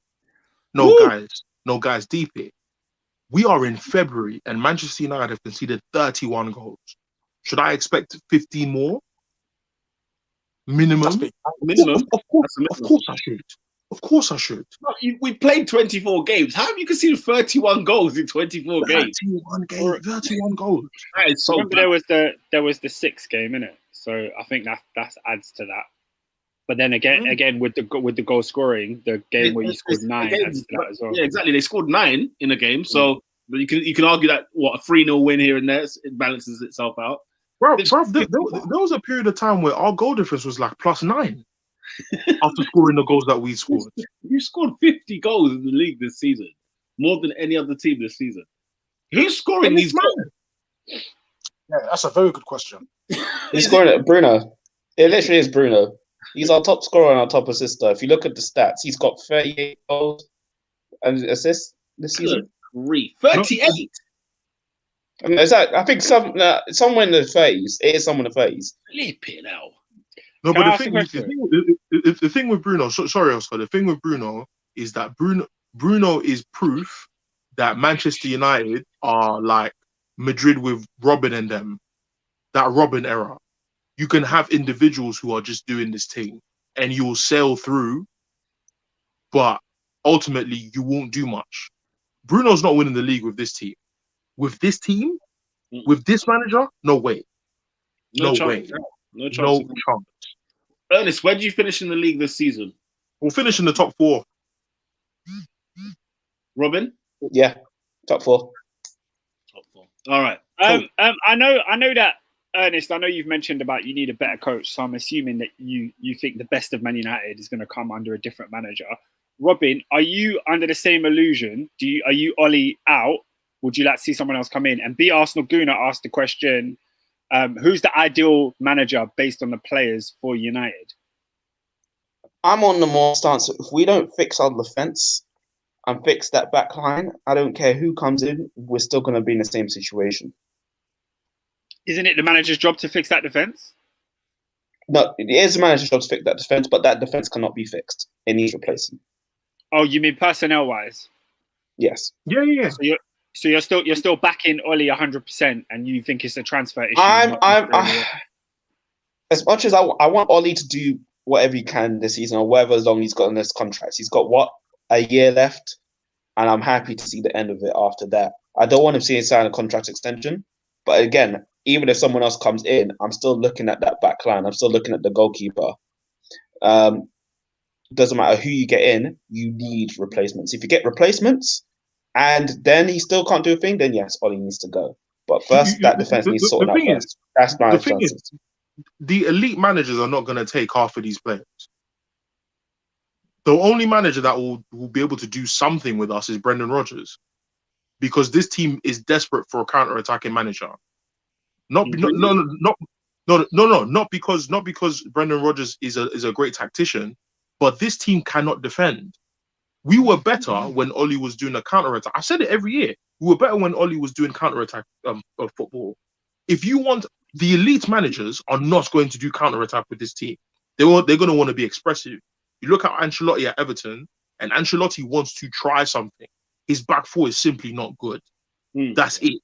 You see what I'm saying? If you want to get the best out of this team, United need a manager with that understands that this team, like, you can't have Harry Maguire on an offensive. He is pathetic. Replace him. If you want Ancelotti, then you have to replace these guys. If you want Allegri, you have to replace these guys. That's what Rob is saying. I thought Allegri would be the perfect fit, because I think he doesn't necessarily need to have that many players defensively. I feel like he can get something out of that. Pete, you don't know Man United, bro. We are the guys that have Selfridge's money but want to go Wembley Market. That is it, bro.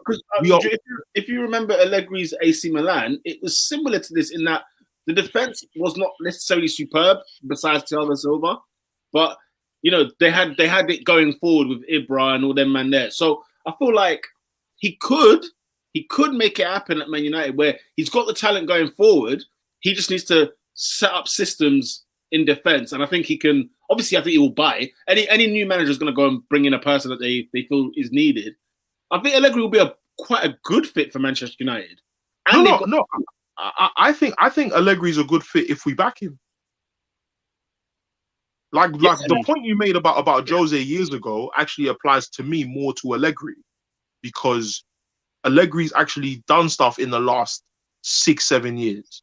Do you see what I'm saying? Jose wanted pensioners. Allegri, obviously, don't get me wrong, I'm not saying he didn't, but Allegri had Pogba. Allegri had a young Dybala. Do you see what I'm saying? And Jose wanted Zlatans of this world, and he wanted construction workers. Allegri will try a thing with these younger, more flary players, in my opinion. But for me, again, I'm not expecting miracles from him with this team, because I couldn't coach Fred. Like, there's some players that we're just going to have to do what Arsenal have done, release them, just let them go, because they're just not good enough. We are not like, no, guys. I beg you, one day, just watch Fred for 20 minutes. I can't stand the sight of him. The same anger and rage I had for Willian when he was just judging his way up to Chelsea fans that thought he was good. I was like, what are you talking about? What are you talking about? He is pathetic. Scott McTominay I can't believe Scott McTominay is better than Fred. I can't believe it. Because when he first came, that was not the case. That was not the case. And all of a sudden, he's regressed. David De Gea, it seems like, I don't know what's going on with him. He just doesn't, he's not the same. He lets goals in, cash. And it's like, he's not, the agility that I saw even in the last 4 years is not there anymore. Maguire is a suspect done from early, and I didn't see it. I didn't see this. He's bad. You kept Everton on side? Come on. I can't lie, Ernest. Anyway, you know my thoughts on Maguire. You said it from the beginning. I didn't think he was that bad. He's bad. Remember my comment about Maguire was, okay, of course, the 80 million, blah, blah, right? But I said that this is not the player United need. They don't need this in this mess that they're in at the back. You know, it's maybe not as bad, but it's like when we got Luiz. You don't add David Luiz to this. Yeah. Ernest, are you? It doesn't make sense.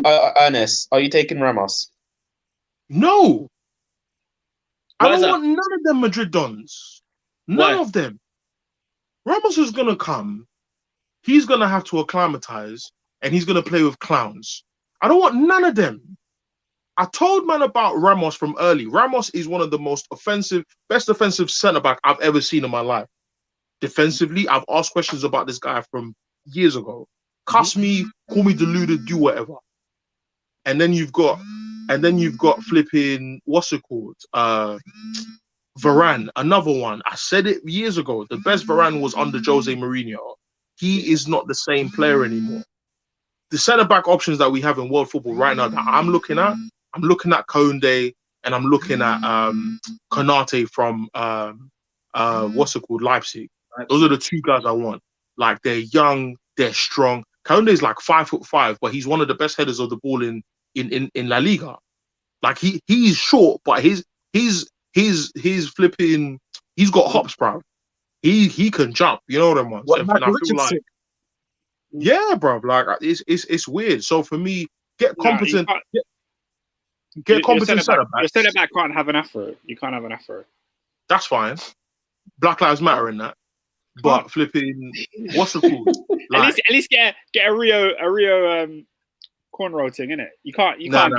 Nah. You can't. I'm not gonna lie. If you got cane rolls in 2021, I don't know what's good for you. Bro, I don't know what's you going can't have on. an afro at centre back. You can't. I'm with Oscar. You need level 1 fade as a centre half. Let's not play games. No, but Koundé's hairline is peak though. So maybe. You don't know man's sensibilities to like receding hairline and that, bro. The goal for him is team of the season every year. That should be his aim. That's all that matters. Because if he's team here, he's on his job. Oscar's moving anti-black, but look at your centre back, David Luiz. Get that guy out. Man said your Yeah, you centre back gotta like go. you weren't rocking the Samson at Chelsea, you know. Trust. The 6 member of the Jackson 5. like he wasn't Tom Brady in the Chelsea team, doing That's what nothing. I'm I saying, mean, nothing but defending. But anyway, look, Man United. I do think Allegri will be a great fit. Any manager really, because obviously Oli, isn't what United need. He's got you out. I think he got you out the grace period from post Mourinho. I think he did his time when he got that intern job, but when it was time to not give him a full-time contract so early as well, the way they did the game. It's time to get a new one in, but also you're right. The players are more the problem than, let's say, Oli. I would agree. I definitely agree. Because when they were signed, I just looked at the plethora of players Man United were signing, and I said, man, at least under Van Gaal, they had some excitement. You had Schneiderlin, you had Schweinsteiger, you had Falcao, like you had something, Di Maria's, whatever. But this, when you go from that batch to this batch, it's chalk and cheese. Right, can we move on? Yeah, man. Please. Arsenal 4, Leeds United 2. We got a win, ladies and gentlemen. I don't know how. But Aubameyang... Of course you know how. I don't, if I'm honest. Of course, bro. Leeds, listen, Leeds are a flipping strip club at the back. They're here for the fun goes. time. Man said they're a Anything strip Fun goes. time. Bro, step up and what's it open. That's it. No, like they've got got strong knees. They got strong knees at the back. You know the fuss. No, like like this team will always concede. I think they're one of the few teams that have conceded more than us. Leeds concede bare goals. Like they'll get pumped every game. Yeah, and when they get beat, it's a beating as well. It's not even like Leeds, a light 1-0. Leeds' goal difference is -2, fam. They sit in 11th. Their goal difference is -2. They've conceded 42 goals this season. Flipping. Twice the amount of games. Oh my day, that is ridiculous. That is ridiculous. Wow. Lola said, Oba is doing what I said he'd do. Give him the creators behind him, and he'll like. It's not even close, isn't it?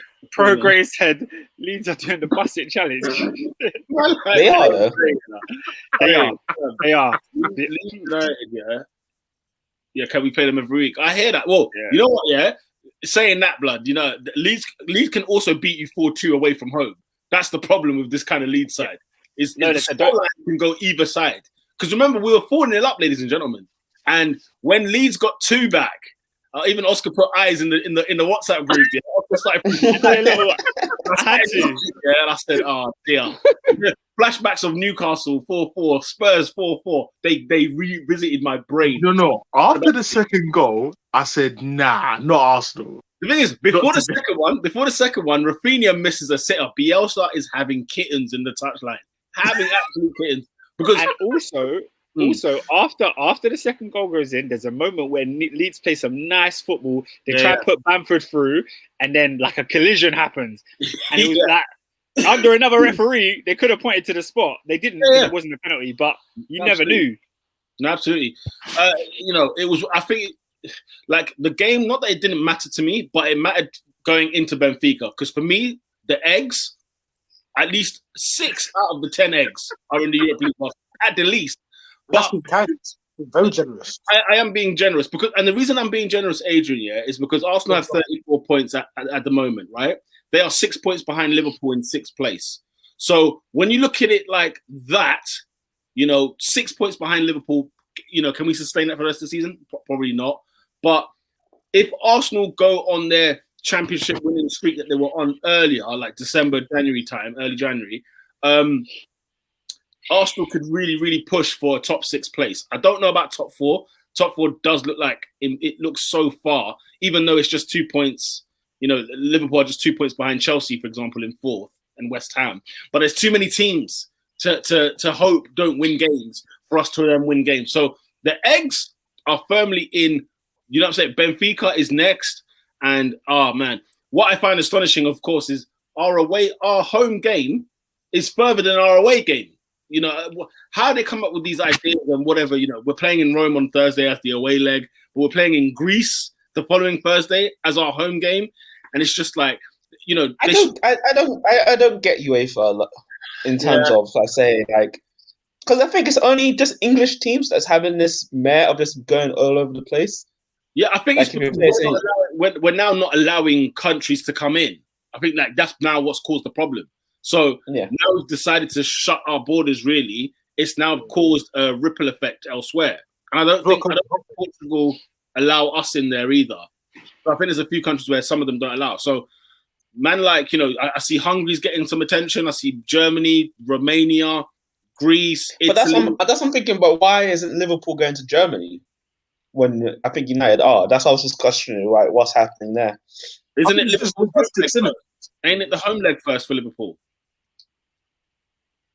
Is that not the reason? Is it because they're home first? Oh my gosh! So they're going to Germany to play the home game, if you will, and then the away game. I don't know. I'm not sure. Maybe Liverpool are playing. I just don't remember them topping their group. Who was in your group again? No, I think we topped it. It was no, they topped it. It was them, Ajax, Atalanta. Atalanta. Oh, yes. Atalanta came second. So to be honest. Obviously, I get all the travelling. Obviously, it's the pandemic. Here's what it is. But for me, the fact that the home and away goal rule is still in effect is absolutely farcical. Oh, the away goal rule is a disgrace. It's a disgrace. I can't lie. I love the rule. I love the rule. It doesn't make sense, but I love the rule. I know what you mean. It creates more spice for the nooch. But, man. No, in today's climate. No. Even if United are playing like an away goal, it can do wonders and it can create upsets as well. Hey, Robin was like, I hear that still. I mean, come on, Ernest, explain to me, yeah? Why is Arsenal goal? No one's at home. Why is Arsenal goal more valuable in Rome than it is in Athens? Someone explain that to me. What? Or are you complaining? They're both away. Like sleeping in a hotel overseas. How can I be home?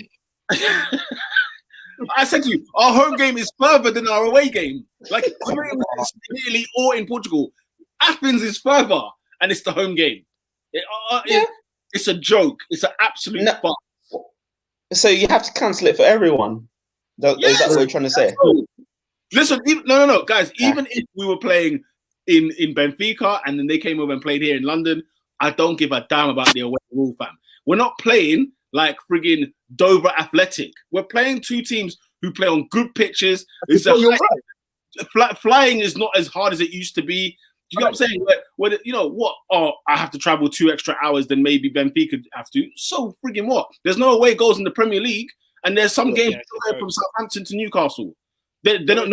Nobody gains. There was a comment much earlier up, but I missed it because we were talking about something else. It was from Iklas. He said that do you guys think that they should just make the Champions League one leg, considering they're not even in the proper essentially, just call it audible. Obviously, they went for the P's. I get it, but in terms of the integrity of the game, 2 legs. Arsenal could be playing at home in Greece, man. You know what I mean? I think 2 legs is much fair. It's down to people working as well. Like if you start taking away one, if you start making it 1 leg, they're moaning about people's jobs and things like that. Like I think the last summer, obviously everything thrown in one country, and you know you had about 9 games in one country where other people missed out. So I prefer it being 1 leg. I mean, what are we doing? Like, why the heck are we traveling? I feel like if this is 1 leg, then it's unfair if you get the away game. If that makes sense. It doesn't. Everybody wants to see. It doesn't matter because it's in a neutral place. Anyway. Yeah, it's going like I know. I'm saying if it's all neutral, let's say that it's forever neutral, then yes, I understand. But if you're saying that Olympiacos has to travel to Arsenal, a lot of people won't be able to see that game, and that's like a once in a lifetime big game. I'm saying, 2-legged matches make sense to me. So nobody can see it anyway. It's behind closed doors. Yeah, exactly. In the FA Cup, you're not saying. No, obviously, yes. There's. I'm not including the pandemic and all that stuff. I'm saying like in a regular thing. But you're not saying that in the FA Cup. You're not saying that in the League Cup. When if you're drawn Farnborough Town away, that's where you are. No one bats an eyelid. England. It's England. I don't Europe is a whole. Go to Carlisle. Go up to Carlisle. I'm pretty sure it's probably closer to get to frigging France than it is to play in Carlisle. Like, no, I think outside of a pandemic, they should be going home and away. But in a pandemic, like last season, the Champions League was more exciting because of the format. They can't do it at the end, isn't it? Because obviously the Euros, like that's the real panic, is that you ain't to get the Euros out of the way. And so if that's the only reason why they can't do it at the end of the season. Lola O said just do a European bubble at the end of the season. To be honest, same as last season. She also made some comments back onto the game. She said, "I said if Leeds get a third goal, Arsenal would not win. I was pissed." She also said Arteta keeps messing up momentum. 4-1 up, and you bring on that foolish Afro warrior to do what? See, now you're talking about Afros. Who's anti-black now? Arsenal aren't at the point where I can trust we'll win until the final whistle is blown. And then before that, she mentioned Bukayo Saka playing with some anger. He didn't get the first pen, and he said, "I took that personally." A la Michael. Do you know what? Yeah? I don't know if Lola or any other Arsenal fans clocked. Saka was targeted at Villa, right? And Grealish and men there were just on him. And I think because there were moments in that game where there was a side to Saka where it was like he was getting pissed off, and obviously referees were doing niche about it, and whatnot. So I feel like we're gonna. There's a part of Saka's character that's being built here where, because everyone's gonna start targeting him. It will come a matter of time where people are just gonna clatter him, and he's gonna learn a different side to football and a different side to life in the Premier League. So I hope we get more of an aggressive Saka, one that doesn't just take it. Do you get what I'm saying? So yeah, and it's all part and parcel of becoming a top player. When teams recognise that you're the creative spark for the opposition, they put two players on you, and in the first 10 minutes they're going to kick you. So yeah, he's just going to have to ride it out and grow as he's grown so far in his career. He should look to like Eden Hazard. He's a player. Hazard I respect so much for the fact that he took beatings week in, week out, and was still player of the season for Chelsea, for example. He still made the difference. Because I remember when he first came, and in his first season, he wasn't as great as he was hyped up, but he grew some protein on the legs, and it was like, it's time. We're going now, bro. Do you know what I'm saying? So I feel like, you know what I'm saying, Saka just needs to get on them gains and keep doing his thing. Never got injured as well, which is weird. Willian, you guys know my thoughts on Willian. I'm sorry, it's exhausting. When I see him coming on, it's exhausting to watch. I don't know what Martinelli has to do to get in the side. I'm not pretty sure what it is. But you know what? Like, shout out to Odegaard, first start of the season as well. The team going forward looked kind of decent, looked kind of good. And then you've got also players like the party thing is so frustrating, and obviously the Kieran Tierney thing, the injury situation is just such a it's such a mess. I don't get why it's constant injury prone stuff from these two. Kieran Tierney has not played, I don't think, more than 10 games in a row since he's joined the club, and Partey, who was never injured before. Do you know what I'm saying? All of a sudden, Partey just needs to call on his parents and give him that meat, blood, because something's not right, man. Something is not. He needs the assorted meats. Just give him some strength, man, because why pulling up every single time is starting to frustrate me. And I wonder if it's just if it's a nutritional issue. God knows. Are you forcing him back too quickly, i.e. the Spurs game? Say again? Is it just a case of you like forcing him back too quickly, potentially? I mean, like, since the Spurs game, he was off again, and then he came back, and I think he came back at the right time. Okay. I think yes, the Spurs one was too quick, but I think he had that second setback. He came back and was only playing short minutes as well. So the Spurs one, what was crazy, he started the game, and it was just like, come on, this is Tottenham Hotspur as well. So it's a tough one. But Arsenal just need to look. I'm not even looking at the league anymore. Just get the win so that we can gain momentum for the Europa League matches. Because losing the league games, I mean, our league run next is horrific. If you see the games we've got, I think they're all up against teams that we lost in the first half of the season. So back-to-back games. I think Man City is the next one. So hello. We've got Man City at home next. Then I think it's tough away trips. You're looking at Leicester away, Burnley away, Spurs at home, West Ham away. So it won't shock me, ladies and gentlemen, if we don't get 3 points in the next in those games. There's no W in those next 5 games. That wouldn't surprise me by any stretch. So yeah, my eggs are in that Europa League basket. Yeah, let me read some of these comments because just on Saka, Lola said he shields the ball so well. They probably have to kill him to move him off the ball. The Arsenal Gooner said last week I wanted to say Saka reminds me of Giggs. All good players at some stage get that treatment where they're just bullied. And then Lola O said Partey's injuries hasn't been managed right. Plus, when he has to do all the midfield work, it's gonna be a lot. Yeah, look, it hasn't been managed right. I think you're right, Lola. I think as well, he is doing all the frigging work there. And whether or not that's, when you've left Atletico Madrid, which looks like a frigging tight-knit machine, every cog is in place, and to think Atletico lost Rodri and now Partey, and yet they're still top of the league. They're still churning out players in that system. And under Simeone, Arteta's no Simeone. So, I think Partey's been there since 2011, I want to say, in Atletico. So having to come out of that space and then join the circus, it's tough. He's been working 9 to 5 in an office, white shirt, black trousers, neat for 5 years, 6 years. Then he comes over here, and it's like, oh, every day's Friday, casual Friday. So it's one of those, he has to adapt to that. But you're absolutely right.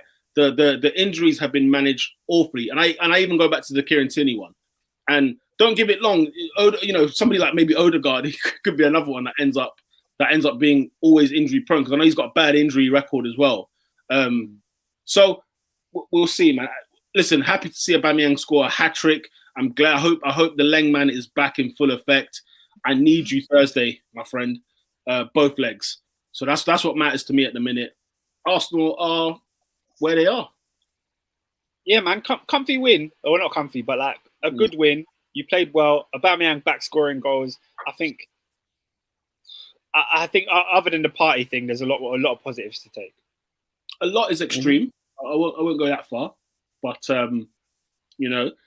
whether we don't have a left back will cost us this season. Whether Arteta, you can't trust him, with your daughter. It's just something that you don't know whether or not. As in, what I mean is protection. So weird. No. I know what you meant. It's just I was just like, right. Yeah, it's just you can easily see Arsenal finishing in 8th, 9th, 10th place this season because of the fact that you're going to look at the manager, and that's the problem. That's my issue. Who knows what's going to happen between Pep and him next week? They could get a pasting, man. It could get ugly. So we shall see, man. Europa League, man. This is all we got left. FA Cup. He threw the FA Cup away, and I was annoyed because obviously watching the midweek football, and we're not playing, and it's just like, look at everybody else having midweek action, and we're not. We're just there. We didn't get invited to the party. Them ones. But that still annoys me. But anyway, yeah. On to the next one, man. Shall we run through quickly the fixtures and talk about things across the pond as well? We've got a couple of things to mention across the pond, haven't we? Yeah, let's go there. All right, cool. Very quickly, obviously, Brighton 0, Villa 0. Martinez is on fire. 11 clean sheets this season. Fair play to him. Pete, can I show you my new favourite game when Villa play? Yeah, everyone can do this. So when Aston Villa play a game of football, yeah, wait till the end of the game, then go on Twitter and search Ross Barkley and see what the Aston Villa fans think of this guy. Because his performances, boy, they've been poor. And yesterday was another one. Oh, dear. Palace 0, Burnley 3. This was probably the shock of the weekend, I might say.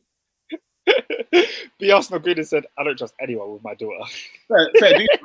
Yeah, fair dues, man. Lock, stock, and 2 smoking barrels.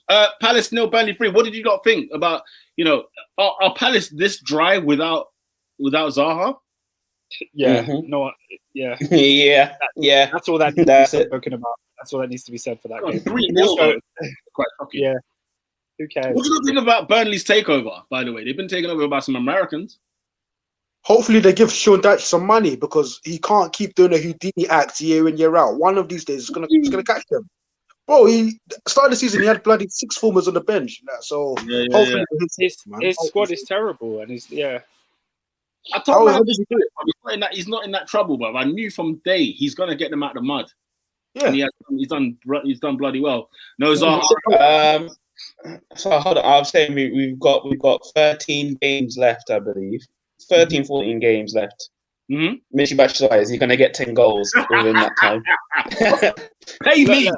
What did I say? What did I say in the group chat? Like Michy Batshuayi, it was like he was at Vapiano's. The service was not there. He was on his own trying to create something. And next to Benteke, what are you really expecting? Oscar, the train, get off. Benteke's got more goals than him this season. Get off the train. Yeah, it's true. It's true. I can't lie. My two bets have let me down this season. What do you say, Martial 20 goals? I had a stinker. I had an absolute stinker. If you actually shook my hand, Peter, I'd owe you some serious money. But you didn't believe in yourself. Oscar, here's the new thing. Right, in game, yeah. Combined, Batshuayi and Martial get 10 between them in the league. Oh, what's Martial on free? We're talking about 7 goals, fam. That's a lot to ask, cuz. That's a lot to ask. Guys, to the bottom. I would have lost my house. Let's put it that way. I would have lost my house. That's fine.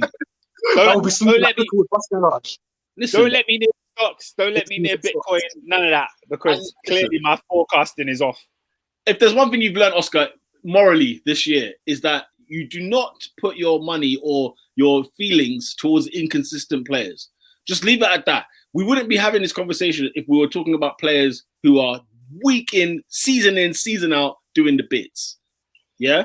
Yeah, but there's no fun in that. Like, I like to forecast. I like to be like on the cusp of the next wave. That's where the best odds are at. You know what I mean? Let's take her. All right. You know the ones. This guy. Salah's gonna score 20. Oh, well done, mate. Well, no, it's not got to be a discussion. It's not got to be a discussion. Salah scoring 20 and Batshuayi getting 10. Those are far off the spectrum. We're talking about two ends of the spectrum that are extreme. I'm not saying be extreme. I'm just saying let's meet somewhere. You know what I'm saying? I can't. Anyway, let's move on. Everton 0, Fulham 2. Bloody hell, Mr. I was waiting to put these comments up. Lola said Nigeria FC beating Everton. I tell you what, man. I'm not going to lie. Scott Parker, yeah? He's doing it for the culture. Without a shadow of a doubt. And the thing is, when he talks in interviews, I don't know if it's just me. I swear I laugh, bro. Is it just me? Yeah. No, he's funny. He's so like, funny. When you hear him talk, you can put like the Park Life song over his voice. Yeah. That's how he sounds. He's proper like, well, we played well. We had Majas just come in, scored a goal. Aina looking good. He's proper like that. Or even like the streets, just play any of their tunes in the background, yeah, and just let him talk. Honestly, to Paul, yo. But real talk, man. Them. Can Fulham pull off a great escape? Can it happen? Ooh. I want them to. I really want them to. What for the SW6 massive? Yeah. Also I want Newcastle to go. I feel like their time is done. I know what you mean about Newcastle, man. Nah, I completely disagree. No, I want Newcastle to stay, but if I'm getting this Newcastle, they can get the hell out of here. Yeah, I'm with you. They can get the hell out of here. Oh yeah, remember I said Newcastle would get Europe this year. You've had a stinker this year. You had a stinker. Because remember on the podcast, guys, we were arguing about top 10 Newcastle. I said, you're joking. Top 10. No, but in fairness though, Rafa got this team 13. I'm not having none of that stuff, bro. None of that juice. With Bruce. Yeah, man. No chance. No frigging chance. They've got Andy Carroll on the pitch against Chelsea in 2021. Okay? We're number 8. Huh? We might as well number 8 these days. Is it an 8? But I had a weird stat. Guess what? Apparently Newcastle had a mad stat. Like they've got 4 players in their squad that at one time have worn the number 9 shirt, but I've since lost it because they were so bad. Oh dear. That's crazy. Make it 5 because Joe Linton. Nola said, I really want Fulham to stay up, but it would take Newcastle to proper fall off. I need it. Nah, man. If I want anyone to fall off, it's Burnley, man. I get no joy from them in the league. I'm not gonna man. I gotta respect Daesh, man. I gotta respect what he's doing. I do respect that. Who is the three? Who is the three you want down? Who's the three you lot want down? Goodbye, West Brom. Goodbye, Sheffield. Sheffield United done it to themselves. West Brom done it to themselves. And then Burnley get out of here. Do you know why? Because you don't care about any Burnley home game. Never Burnley have a home game and you're like, oh, I can't wait to watch that. It never happens. They got no derby, no saucy players, no nothing. There's nothing. Come on, mate. I mean, look, Bolton and Blackburn are nowhere to be found. So, yeah, they ain't got no derby, but they're nowhere. I mean, Pete, when we started talking about the fixtures, you mentioned Burnley. I said, why are we even talking about this? Yes, they won 3-1, but who gives a monkeys about Burnley? 3-0. Tommy, to be very clear. England's best goalkeeper, by the way. Sorry, I was thinking of Batchwhite expected goals. My bad. 3-0. Fair enough. Everyone makes that mistake. Listen, guys, I'm not gonna lie. I think Fulham and West Brom. No, listen, to Burnley even have brothers. There was one brother in there, yeah. Nah, do you remember there was one brother in there? And we were like, raw. I was in complete shock. I see one Ute fam, and I was like, obviously wearing an obscure number, like in the 40s and that. But I was like, Progray's with me. He said after the White Lives Matter moment, get Burnley the heck out of here. Who cares about Burnley? Ben Mee back the thing, innit? Ben Mee come out there and say that's disgusting. You know what I'm saying? He back the thing. Let Ben Mee transfer to Southampton or something, and let the rest of them go down. Bring him to the Arsenal. I think West Brom and Fulham survived this season, and I see the race between West Brom and Fulham. Watch it. Palace, Brighton. You lot are talking about Brighton, Palace, Newcastle. Off you go. Sling your hook with Sheffield United. Oh man, Big Sam's gonna do it, guys. He's gonna do it. He's got Hayland in there as well. You know what I'm saying? Like, he's gonna do it. I don't know what you're genuinely. I reckon Sam Allardyce probably watched this West Brom team on paper. He thought, you know what, this team ain't that bad. He went to the first training session, and it's like a car went off, bro. He's like, bloody hell, Lee Peltier. He was like Liverpool 12 years ago. What's he doing starting in the Premier League? I'll do you one better, Adrian. Yeah. He looked at that squad, yeah, and you know that the guy who scored the goal against Man United on the weekend. What was his name? Yeah, he looked at him, yeah, and he said, "You know what? That's the kind of player he bought at Sunderland, right?" Yeah. He said, "I know what. Let me find a couple of the AFs. I'll find another obscure one from somewhere like in Egypt or Hungary. I bring them man there, and they're gonna look solid, fam. He's got Ainsley Maitland-Niles in there. He's got Carl Bartley. He's got friggin' Semi as well, all ex-Arsenal. Listen, and Conor Gallagher as well, for good measure, bruv. Them men are staying up, fam. Mark my words. No, they're not. Mark my words. They stay up. Oscar, another bet? Yeah, I'm willing to bet. I'm willing to bet West Brom are going back. I want you to continue this losing streak. But yeah, I think West Brom and Fulham survive, man. Fulham are the better version of Brighton, is what people want Brighton to be. Fulham are actually going to be that team. Gray said he's the 11th Senegalese to score for Fat Sam. Wow. Wow. Bro, I don't doubt it. I'll never forget when he took over at Sunderland, yeah, and it was a shower of crap that side. And he brought in about 3 monsters in that team. And I was like, flipping on. I can't find them now. They're nowhere to be seen. But at that season, I said, yo, who are the... Do you remember Ndong? I was thinking, hey, you're not any good. And this guy was getting clean sheets, fam, at the end of the season. Abdoulaye Maite. Oh, my days. Listen, anyone with an apostrophe, he pulls them in. He just says, he's got scouts in such countries. Well, AD's, Ernest is out of the building, yeah? You don't know. Big up yourself on the wing. We'll catch you next week. But yeah, no, Big Sam, bro. He scouts the AFs. I'll tell you that much. And then he gets one from Hungary for good measure, just in case. Have like a Stelios, like a little bit of something. I'll tell you, man, his scouting is on point. I'm not gonna lie. He's a horses for courses kind of bloke. All right. So we mentioned Fulham. Southampton losing 2-1 to Wolves. Southampton's 5th defeat in a row. Man, these injuries are bad, aren't they? They're killing them. And Wolves ain't that great this season either. Yeah, I mean, he was there. I think that the penalty was the harsh thing about that game. They should have had a penalty. Well, one of the most blatant handballs you'll ever see. They need to get out of this rut though, because they're only what's it called? If I said to you that that they're only 4 points from safety, you'd be saying what? Yeah, no, I know they're there, but they're not going to be there for that long. Right? No, you would like to think not. They can win games. That team. They're in a bad run for sure.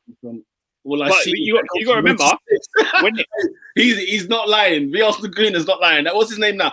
I bet he's an ex-Man United goalie as well, isn't it? Is it Sam Johnston? Sam Johnston, he's ex-Man United. Of course he is. Any good English goalkeeper that's like up and coming or whatever came from Man United, or at least played for Man United once. I hate it. How many of them have played for Man United, blood? Foster. Bro, you know when I drew the line, when Tom Heaton apparently played for Manchester United, I said I'm done. I'm done thinking about English goalkeepers. I'm surprised Pickford hasn't played for them. Honestly, it became annoying. Yeah. Another team with poor squad depth. Who's she talking about? Southampton probably beating Wolves. West Ham beating Sheffield United 3-0. David Moyes, man, he's having a party. He could get some European football this year. 5th place. Look at them. Level on points with Chelsea. Riding, fam. Riding. But Pete, quick question. Yes. Do you give Golden Sullivan credit for getting in David Moyes, or have they just stumbled into it because of their cheapness? I'd say they stumbled. I say they stumbled. Do you know why? Because they had Moyes in the first place, and I thought great appointment. I always thought it was a good appointment. They then let him go because they were kind of tempted with the skirt and the dress of Manuel Pellegrini, and they had a vision of what kind of football they thought, and it was not that time. They were bringing in Nasri for crying out loud. Hell no. So David Moyes, look, the Man United thing always ruins his reputation, but the guy is a top manager. It's not a joke. Like when I say that he's actually good, I genuinely mean that. Do you know what I'm saying? So, to see him doing well at West Ham, I'm liking that, man. Wow. So I think they did fall into place. But I think Golden Sullivan need to know their levs for the time. They made an appointment so that we won't be talking about them when we talk about who's getting relegated, and I think he's doing better than they expected. But I don't see why they didn't think that he could get them in the top 8, top 9 places with David Moyes in the first place. You know what I'm saying? Like it's not like when they went to get Pellegrini, it's not like they genuinely thought Champions League football was realistic. Like they can't afford that. No. Well, it was probably the brands, no? It's probably Premier League winner. You know, he was sort of in charge of that emerging Malaga team. Like Pellegrini's name rings bells. It can get them a higher platform to get better players. Yeah, I think what they're getting now under Moyes, they probably wanted under Pellegrini. Possibly, quite possibly. Europe, man. And of course, Chelsea. What was the final score? Was it 3? 2-0. 2-0. Another clean sheet for Tuchel and his boys. Well, it should have been another clean sheet for Mendy, but it's a clean sheet for Kepa. So his first clean sheet of the season. So shout out to him. Unbelievable. Yeah, man, not a great second half performance. Obviously went 2-0 up in the first half. I was half watching the game, half reading the comments and that. Yeah. But a goal for Werner, that's the biggest positive we can take from that. And he got man of the match for the second game in a row. So happy days. As Lola's just put, Liverpool are 6th. Chelsea are 4th now, right behind Leicester and Manchester United, and then in between them is West Ham. West Ham. So West Ham is 5th. Yeah, crazy. It's a crazy season. Since West Brom looks at the table, I don't know what's going on. Yeah, I really look at the table. I really look at it because we're 10th, and it's like that's where we've been all season, really.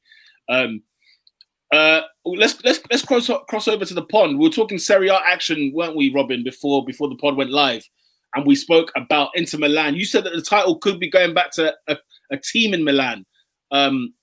Which look, don't set yourself up for failure, my friend. Juve, I think, will collect it in the end. But yeah, what are your thoughts on Serie A? This has been the most interesting Serie A in years, and obviously we've seen Juventus win it 9 times in a row and just dominate. And then this year, since with Pirlo, they've not been the same. Ronaldo and all, who are still putting up good numbers and all that stuff, but they've been unserious, losing games left, right, and centre. And we've seen the sudden emergence with AC Milan out of nowhere, because I thought they're just going to do their casual 6-7, but no, they were unbeaten until January in all comps.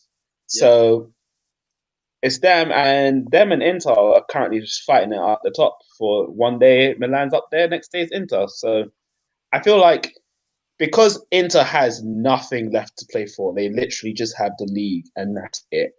They will try and do absolutely everything to win it. Yeah. Whereas AC still got Europa, Juventus have got Champions League, and I feel like fatigue is getting to them. And plus, the inexperience of Pirlo is something to behold here. Interesting. Because you can be, it literally goes back to the same thing. You could be an amazing player, but that doesn't translate you to being an amazing manager. No, of course not. What do you think of Roma in third place? You don't think they can have a say in this title challenge? And are Juve in the race? Do you put Juve still in that title race? No, I think it depends what the Milans do. That's the answer to that question. Because there's also Napoli, there's also Atalanta, who, if they win one game, they are back in the Champions League spots. Napoli and Juventus have a game in hand versus each other because their first game got cancelled. Yeah. By the way, guys, in terms of entertainment and scandals, Serie A never ceases to fail. Every season there is a story worth having a conversation about. And it's funny we didn't touch that Napoli Juve one because that was ridiculous. The way that game got cancelled, was it the night of or the night before? Because their man just didn't. No. The game happened, and then they had to cancel it. As in, the game happened, and then I can't remember what the scandal was, but they null and void it, and they said they had to play again. I remember there was a game where Napoli didn't travel. You know, like they had an away game. Maybe it weren't Juve. They were meant to have an away game, and they did not even leave Naples. They just stayed at home. In terms of like in a protest thing, just like we ain't coming. What with all these COVID things? No, we're not coming. And they just refused to. And with Gattuso at the helm, mate, that is one entertaining club to watch at the minute. That's for damn sure. I ever saw one. Like you said about what's it called? Like what you said about the Milan clubs. The thing is, they are the ones that are going to let you down. The Milan teams are both like AC. We don't expect, yeah. Fair play to AC; they're having a cracking season. But Inter Milan, they are the clowns of Serie A. I'm sorry to say it. They are always the team that I love Inter. That's my team in Italy, really. But then again, I love a lot of teams in Italy as well. But for some reason, they are always going to let you down at the last hurdle, like they did last year. They should have won the league last year, really and truly. But Sarri and his boys. You know what I'm saying? Sarri got his title and he did. So yeah, Pirlo shouldn't be winning this league, but then he has got the best team in the league, and they've got Cristiano Ronaldo. You know them ones. But yeah, look at Gattuso. You're absolutely right. Playing Bakayoko in front of the back four, where I think Chelsea ideally wanted to play him.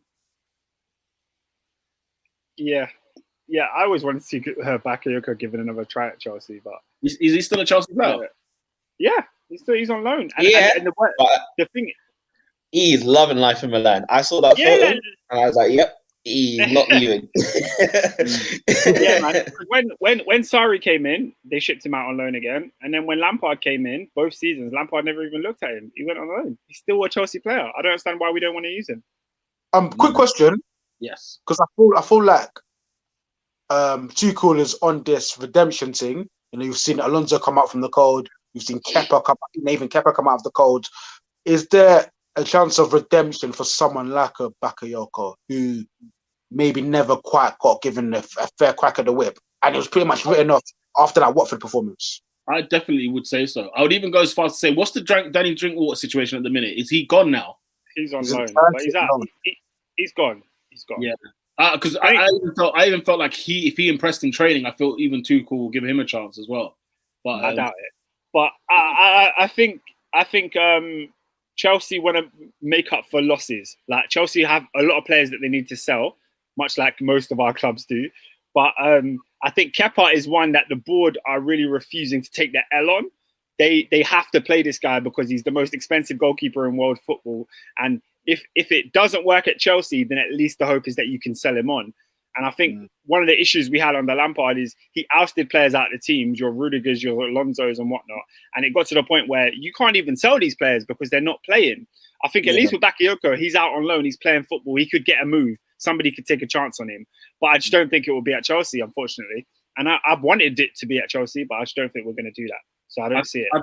I do think as well, Ross Barkley could get in the conversation again as well, because if he's having a good season at Villa, Tuchel might look at that and think, well, hang on a minute, if he's our player, what's he doing over there? But that's the thing. But the thing is, Pierre, he's not having a good season. He is, man. Stop chatting wet blood. He's having a good season at Villa. Let's not act like he's not having a good season. He's having a good season. He's having a he was doing much better before he got injured. Then when he got injured, he's come back and it's been just give him a minute. He's injured, isn't he? Give him a minute. It's a tough moment at Chelsea, man, because you feel like we've got Conor Gallagher on loan as well. Ruben Loftus-Cheek on loan. Like, there's so much competition for the midfield places. You have to be excellent. You have to be excellent.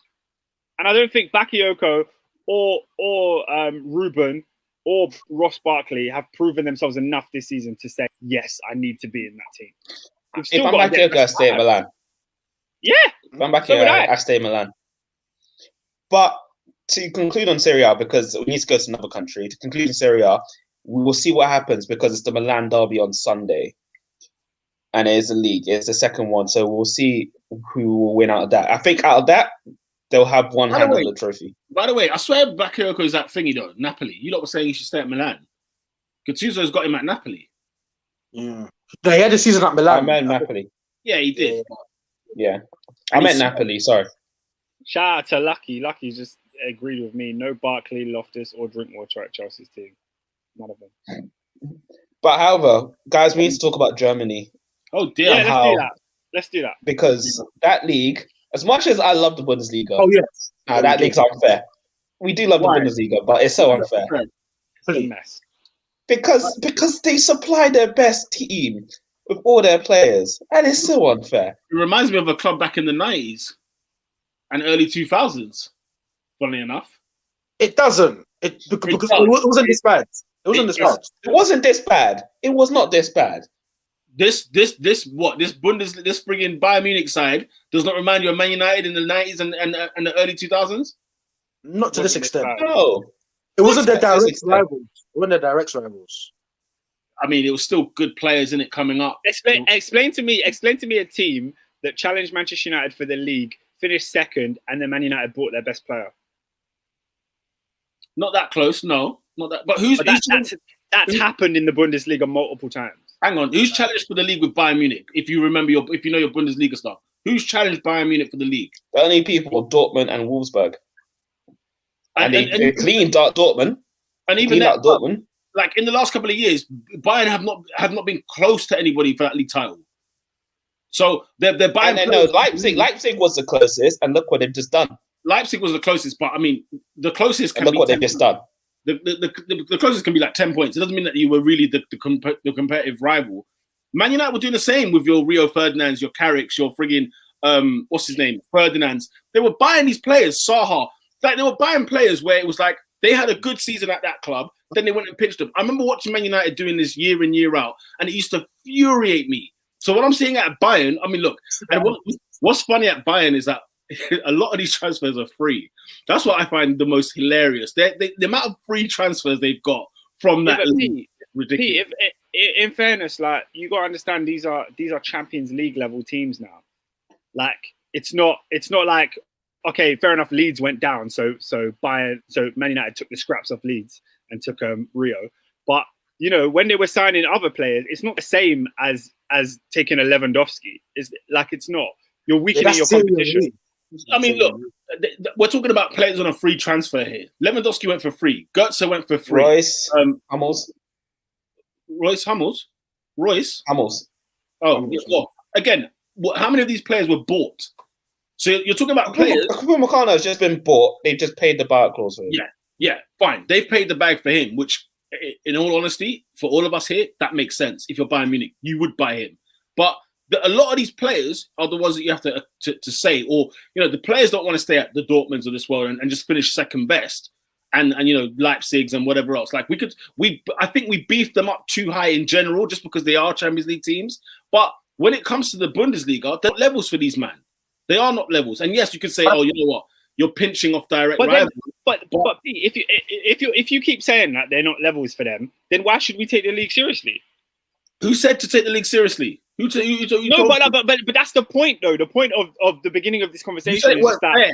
You said it wasn't fair. No, but it's like, the league is not fair. It's like it's a league isn't where fair. I shouldn't take it seriously because it reminds me the teams in second and third are having their best players taken by the top team in the league. So I'm saying that's what happened in the Premier League with Manchester United. The only thing that changed with English teams is that everybody started having owners and they started pouring in loads and loads of money into it. And now Man City started pinching Arsenal players and whatever else. So like, even with like, if obviously I think in Germany it's run very differently in terms of how you own a club and whatever else. I don't think you can own more than 50% or something like that, right? So you can't really have that same method there unless you're like a Leipzig, which is why they're hated and Hoffenheim.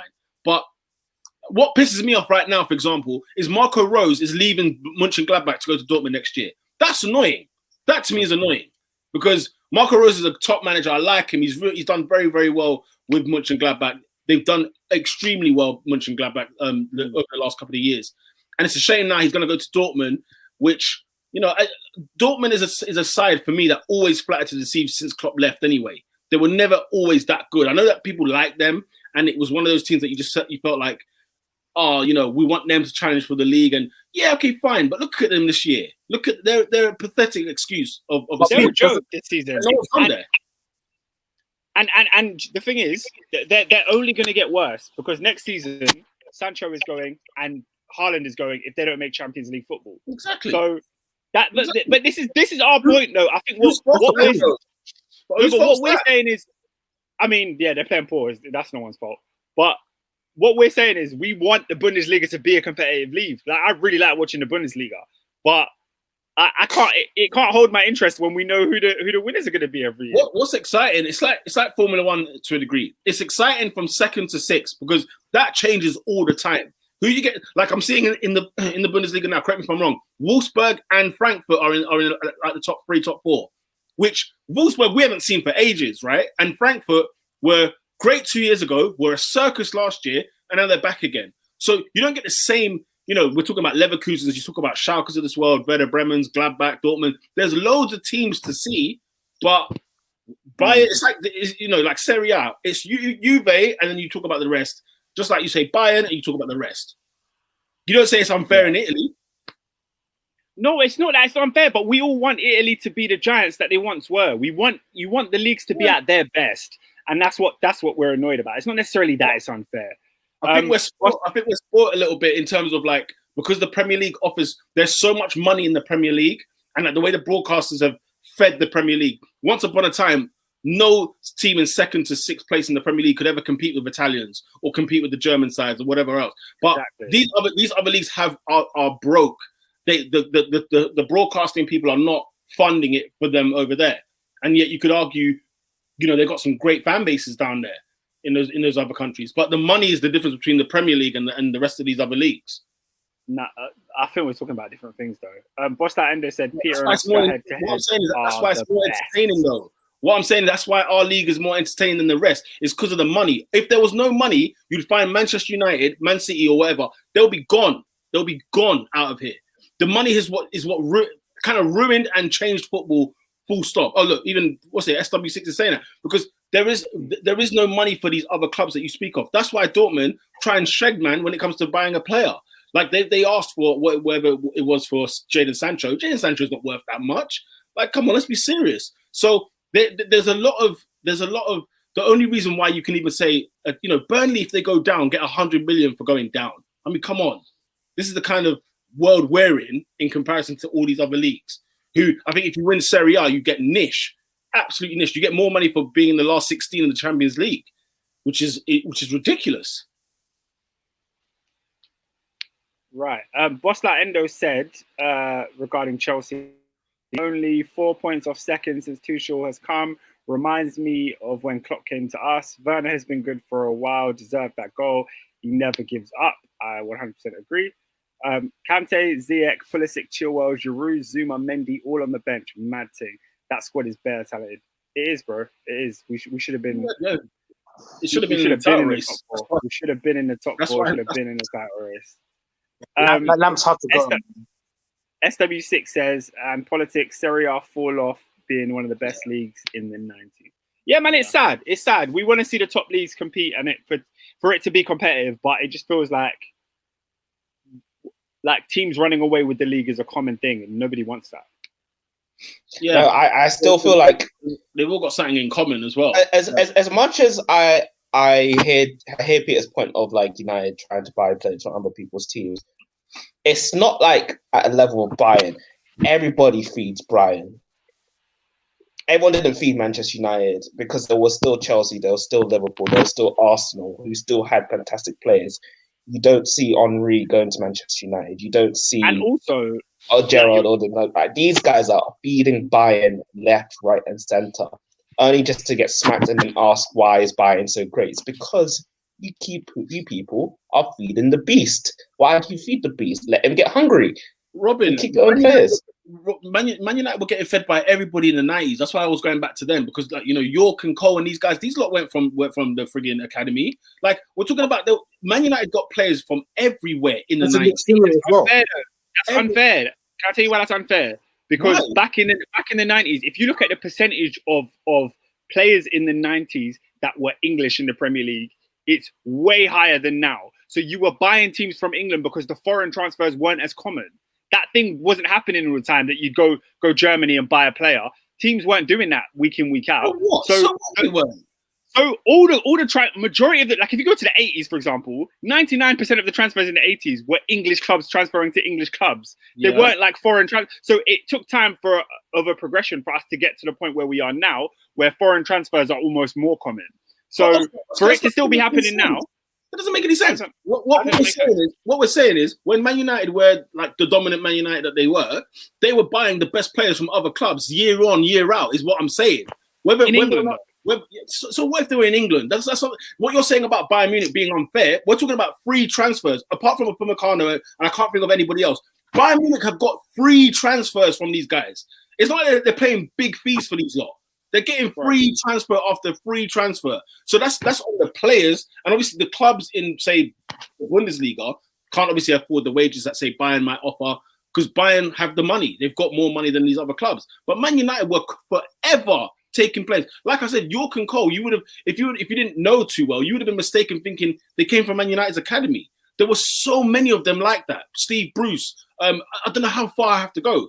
But every season, there were so many of them. So many of them that were from British teams. It doesn't matter. Because you didn't go out and get foreign players. So what is that? What we're saying Bayern should do? Is that no? It's not. No, it's not that. As in, for example, SW6 as used an example, and he said here, Cantona left Leeds to start the dynasty. Leeds were a direct rival. Okay, cool. Cantona went from Leeds to United. Like there aren't that many transfers of that level that you can name. Whereas Bayern going and taking from the second best team in the league. That's more common, is all I'm saying. When name me another Bayern player. Name me a Bayern player that joined from the second place team in the Bundesliga, because it's been a while. I think how I see it is the idea of monopoly, isn't it? And it's whatever way you want to split it. Ultimately, is one team at the top having access to these best players. So whether it comes from Leipzig, whether it comes from Fulham, whether it comes from Blackburn, is the idea that, Man United in the 90s were that team where if you were good and if you were popping for a season or two, you will end up there. Yeah. And we're seeing it today at Bayern on a more higher scale, in my opinion. And like you said, you know what? Reason why it, of course, happens less in England, of course, the premium on a player for the Premier League player is extortionate. It's extortionate. You're paying Harry Maguire 80+ million. Jack Grealish is in the 100 millions. Whoever else, whatever players you want to name. Bayern Munich are actually getting players that are free, or if they are, how much is the Upamecano transfer? 42 million, something like that. I mean, he said 40. 40-ish million. If it's 40, you know what I'm saying? What would 40 million buy you in the Premier League? Like, you struggle. At 29. Lewis Dunk at 29, probably. Lewis Dunk, exactly. You know what I'm saying? Like, it's a lot more difficult. But, Premier League clubs put up the premium prices. Otherwise, we'll be seeing it a lot more because you'd rather have a Premier League player at your team than have to go out and find Pepe when you could have had Zaha. But Zaha was 50-odd or 60-odd million. So it's a mess. It's a mess. SW6 said you both got good points, and one thing I'll say is that what Peter's saying about Man United, it is very true what they did in the 90s. But again, that's not what we want, innit? We much prefer it to not be like that. So yeah, SW6 said give other clubs money to compete, and it will properly change. Right, Peter, are we done with the fixtures? Yeah, I think we're done, man. So we can go on to player of the week. Oh, team of the week. Come on, team of the week. Who is your team of the week? I'll go Burnley away, winning 3-0. Yeah, Burnley. Yeah, 3-0 against Crystal Palace. Oh, what? No, what? Not a cheeky little Leicester. Actually, yeah, Leicester. What am I talking about? I forgot about them. Our stakes are that low. Where now it's expected. Cheeky little Leicester. Leicester winning is obviously great, but obviously the way the game went, like, for me, Burnley was the dominant side against Palace, whereas with Leicester, that could have gone left or right, but it did end up going right for the reason I not disagree. I'd even go Fulham better than Leicester's performance. I'd even go Fulham above. Fulham for me is a better win than Burnley's, because looking at the state of Palace, I expected I put Ashley Barnes in my fantasy team because I expected Burnley to go there and win. But it's a top game. Leicester were never going to dominate Liverpool, so they won it fair and square. But you do make a great point. Fulham is a great shot. I'm gonna go Fulham. Europe land. The thing that's making me find this a difficult decision, obviously, is because you know what Adrian said about Brendan Rodgers against the top 6 is very, very impressive. I'm very impressed by that. But Fulham, man, they beat Ancelotti's Everton. I have to give it to Fulham personally. Let's vote. Nigeria FC. Yeah. Fulham. I'm still going Leicester, man. All right. Well, Nigeria wins the team of the week. Player of the week. Nigeria. Player of the week. Player of the week. Well, guys, if team of the week went to Nigeria, surely player of the week goes to new Premier League signing, making his Premier League debut, Josh Madra. Comes on and scores twice at Goodison. Sunderland till I die. I hear that. We'll know about this kid. Yeah, man, he's come out the ashes of Bordeaux. That's just a suggestion. I'm not saying that should be the ultimate one, but you know, are there any other names? Look, my brother, yeah, Pierre-Emerick Aubameyang gets the hat trick. He's back. You know what I'm saying? He done well against Leeds. Good goals as well. Kind of vintage Aubameyang stuff. By the way, Smith's Rowe's assist for Aubameyang's third. Oh my lord, it was lovely. Peter, I hate to burst your bubble, but a lot of people were saying that he meant to shoot. Nah, my bubble ain't burst. Let me tell you that right now. The way he sent that ball into that 6-yard box, the corridor of death, they call it. Nah. I don't know, man. I think he might have tried to whip it round into the bottom corner. That was Oscar. It's because his name's not Mesut Ozil. They think he. SW6X London said, did he shoot? Did he cross? I don't know. He meant to cross. He looked at Aubameyang. He saw him up there. Ping. You know what I'm saying? It was so good that you thought it was a fluke. That's the thing. It was that good. It was that good. I don't know, man. Because when he makes it, is the pass on? No, but he finds it. Maybe it's a 10 out of 10 pass, or it's a 3 out of 10 shot. I don't know. It's got a Sacco anointing, you know. Listen, man. Listen, the vision was there. Hey, boss like Endo is speaking facts. Yeah, he's talking my talk. He said, I know stats are misleading, but Werner has 19 goals and assists in 32 games, but he's a flop. I wouldn't say he's a flop, man. I think he just went on a really, really bad run where he didn't score. I want to know how many of those were goals. Yeah, not 5. 5? Nah. He's got. I think 5 league, but he's got. I think that's all comps. I'm assuming that's all competitions because 32 games. A lie, Lola. It don't matter. We got the goal in front. I don't think it was. Yeah, but okay. If we're talking player of the week, I'm going to have to be Aubameyang. It has to be Aubameyang. Yeah, hat trick is a big stand. Yeah, shout out to Josh though, man. He did well for his side. He got the 3 points for Fulham. So yeah, but yeah, Pierre-Emerick Aubameyang is the player of the week. Goal of the week. There were some delicious ones. There were some peaches. For me, Bruno Fernandes. Oh, piss off! What do you mean? No, Robin always finds a way. Robin always finds a way. It was a sick goal. No. I'm cancelling the goal right now. I'm cancelling. It was a sick goal. It looked like a goal from a guy who's definitely not left-footed. It looked like an awkward goal. A sick goal. It come off his shit. Did you see who was it that posted some Twitter account posted that goal and they posted it side by side with the Zidane volley in the Champions League final? Oh my god! Yeah, the shamelessness. Peter, I need to know.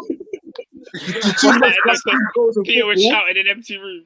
But why are we giving it? No, Bruno Fernandes, no way. First of all, Salah's goal was better than Bruno's. First of all, Salah's was better. No, yeah. First of all, yeah. There's plenty of goals better than that. First of all, Loughton for Burnley is goal of the week. That's his goal of the week. There we go. That's his goal of the week. That was sensational. And there was another one that was cold as well. I can't remember. There's more. There's more. What else? Who else scored a banger? Wait, Man City against Spurs. Oh, Gundogan when he put him on the floor, when he put him in the grave. Oh no!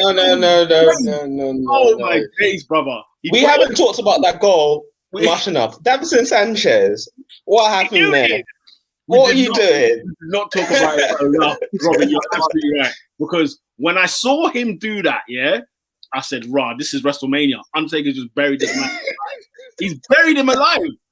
Oh my goodness. This is like Mustafi shenanigans. The twist. And it's not like, it was by Zidane. It was by İlkay Gündoğan, bro. Like, he just made light work of it. Yeah, do you know what? Yeah. The fact that he face planted the goal, no. İlkay Gündoğan is... Nah. You can't take away from Loughton, bro. Loughton's he's not going to be here again. I'm not gonna lie. I'm not gonna lie, fam. The Davinson Sanchez makes this goal. Like it makes it what it is. Guys, it's Tottenham being Tottenham, man. Let's get over it. Loughton scores an absolute banger. Any good goal against Tottenham gets my vote. Also, I don't know if you guys saw it, but Pedro Neto's goal was saucy as well. Yes, it was. I'm telling you, there was a few good ones this weekend, man. I'm torn now, you know. No, there's no tearing. Because also, Firmino's assist to Salah's finish was naughty. Was just naughty. Sexy. That was so in an ordinary week, maybe, but unfortunately, caliber this week was too high. The caliber this week. And guys, when you talk about Firmino's goal, you're talking about the assist as well as the finish. When you talk about Loughton's goal, he gets the ball like at the halfway line. He runs in and out a couple players, plays a nice 1-2 with Jay Rodriguez, comes back in, he volleys it. The finish alone is enough to be goal of the week. But the whole movement from the start, the whole move of the goal, I'm sorry, it's got to be Loughton for me. The finish was crazy, but for my vote is İlkay Gündoğan for sure. Was for sure. Peter, come on. What? It's my vote. What do you mean? It's democracy. What's that? Endo said Edison has more assists than Pogba and Thiago. Wow. Listen, bro, that touch. Yeah, see the assist and then the touch. But anyway, let's vote. What do you mean Edison's assist? He just lumped it forward. Come on, guys. You tried to give it forward. You tried to give too much. Serious question. Why is Pep talking about Edison taking penalties? I've been confused the whole week. Did you see what happened? Shall I tell you why, Robin? No, I haven't. I haven't seen it. So. Have you watched their penalties this season, Man City, in the last 12 months? They have had some shocking penalty takers, and even Rodri's goal shouldn't have gone in. Lloris got a hand to that, and he still didn't make it in the end. Listen, Edison meant that. Lola said Edison meant that. So look, Edison meant for Davinson Sanchez to be a donkey. That's what Edison meant. He meant to give it to İlkay Gündoğan for a chance on goal. Davinson Sanchez has no right to let anyone get that ball but him. So wow. No, I can't lie. Wow. He looked like he got the RKO and fell on the floor. basically what's happened is Gündoğan missed a penalty last week. Sterling has missed penalties. KDB has missed penalties. And then when the penalty is given, Edison, they must have had a talk in training where Edison was going to take this pen because he comes to the halfway line, ready to take the pen. And these men are like, nah, go back. Guardiola said it pre-match, didn't he? He said it like in his press conference the week before. He was talking about, Edison's a good penalty taker. And so I was all here for it. Who's goal of the week, guys? Who's goal of the week? My vote is İlkay. İlkay for me, fam. You are disgraceful. Loughton is my vote. What you saying, Adrian? But the Burnley Loughton tax has been disgraceful, man. Genuinely, if that was a reputable player, we've had a cold. What do you mean? Thank you. And the thing is, Adrian, if it was Ilkay Gundogan who scored Loughton's goal, this wouldn't be a conversation. What are you talking about? I'm going based on what he did to the defender. If Loughton did that to Davinson Sanchez, no, you wouldn't care. You wouldn't care. Okay. Oh no, I would. Okay. I would care. You think because it's Ilkay Gundogan? Are you sure? If that was Nick Pope playing a ball to Loughton and Davinson Sanchez falls over, we'd just be laughing at Sanchez. We wouldn't even be calling it a sick goal. The twine, fam. The twine. What if you get mentioned? Okay. Well, the comments. Loughton never took man's soul. Have you seen Gator? Have you seen him? Bruv, the soul was taken. The soul was snatched. That's the goal. Take. I think yes, it's last season. That's a Gator, yeah. Boss Light Endo said Sunday the 21st of February, 4:30 at the Emirates live on Sky Sports will be where Man City get their customary 3-0 win at the Emirates. They win the 3. At least. And do you know what? On that day, you can give Gundogan goal of the week because he's going to bag then. But Loughton this week.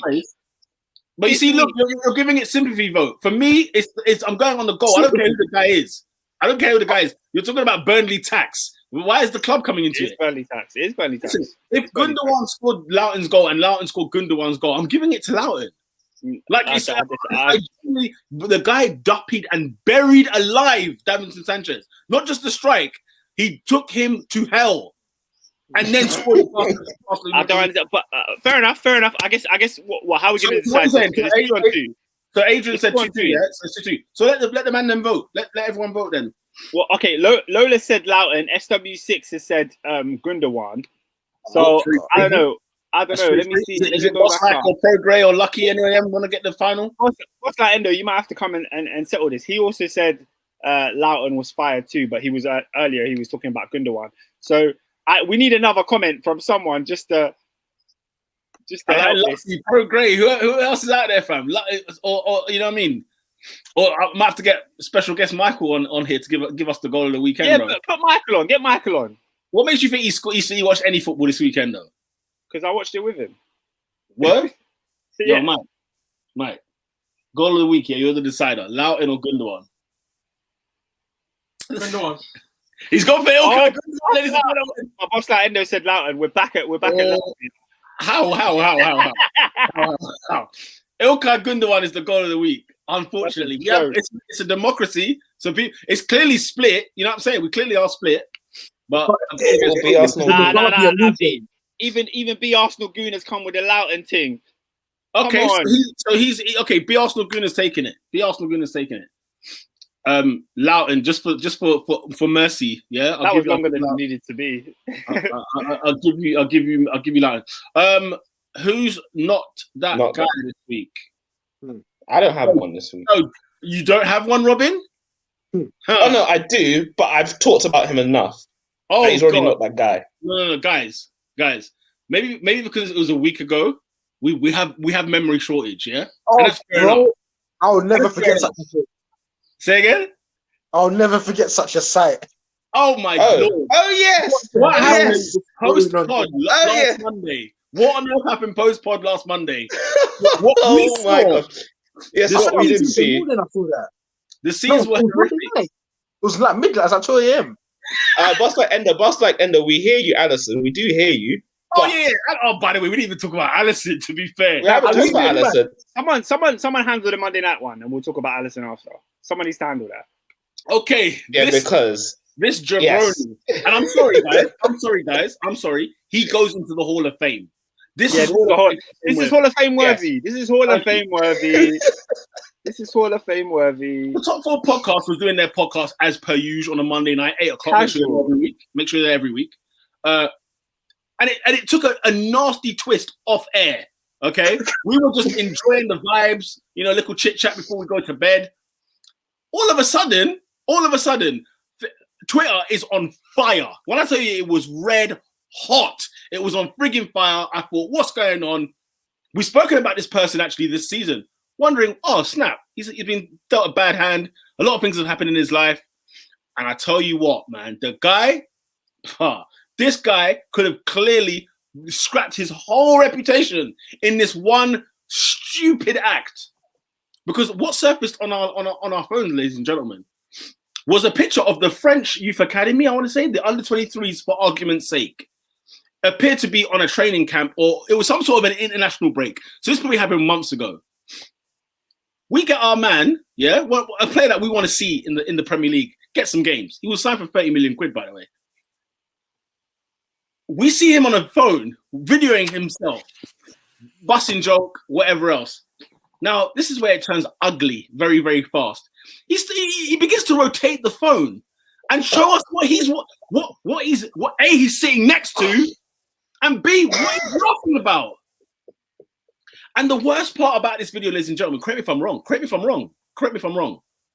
Nobody batted an eyelid. And that is what infuriated me. Everybody there was sat like on a couch where there's 3 men on a couch. All 3 seats were taken. It was side by side, these men. There was not a gap. It was the most tightest defense you've ever seen in your life, right? We have a player who, next to the man who shall be named soon enough, showing us this man doing sexual acts among the group of men in the room, in the same damn room, on international duty. Let me tell you something right now, people. You see the French football massive. They are and have always been the dodgiest group of guys I've ever seen in football. Ever seen in football. Now the guy doing his act, we'll get onto him in just a second. Yeah, Pierre. Before you finish, yes. let me just make it official.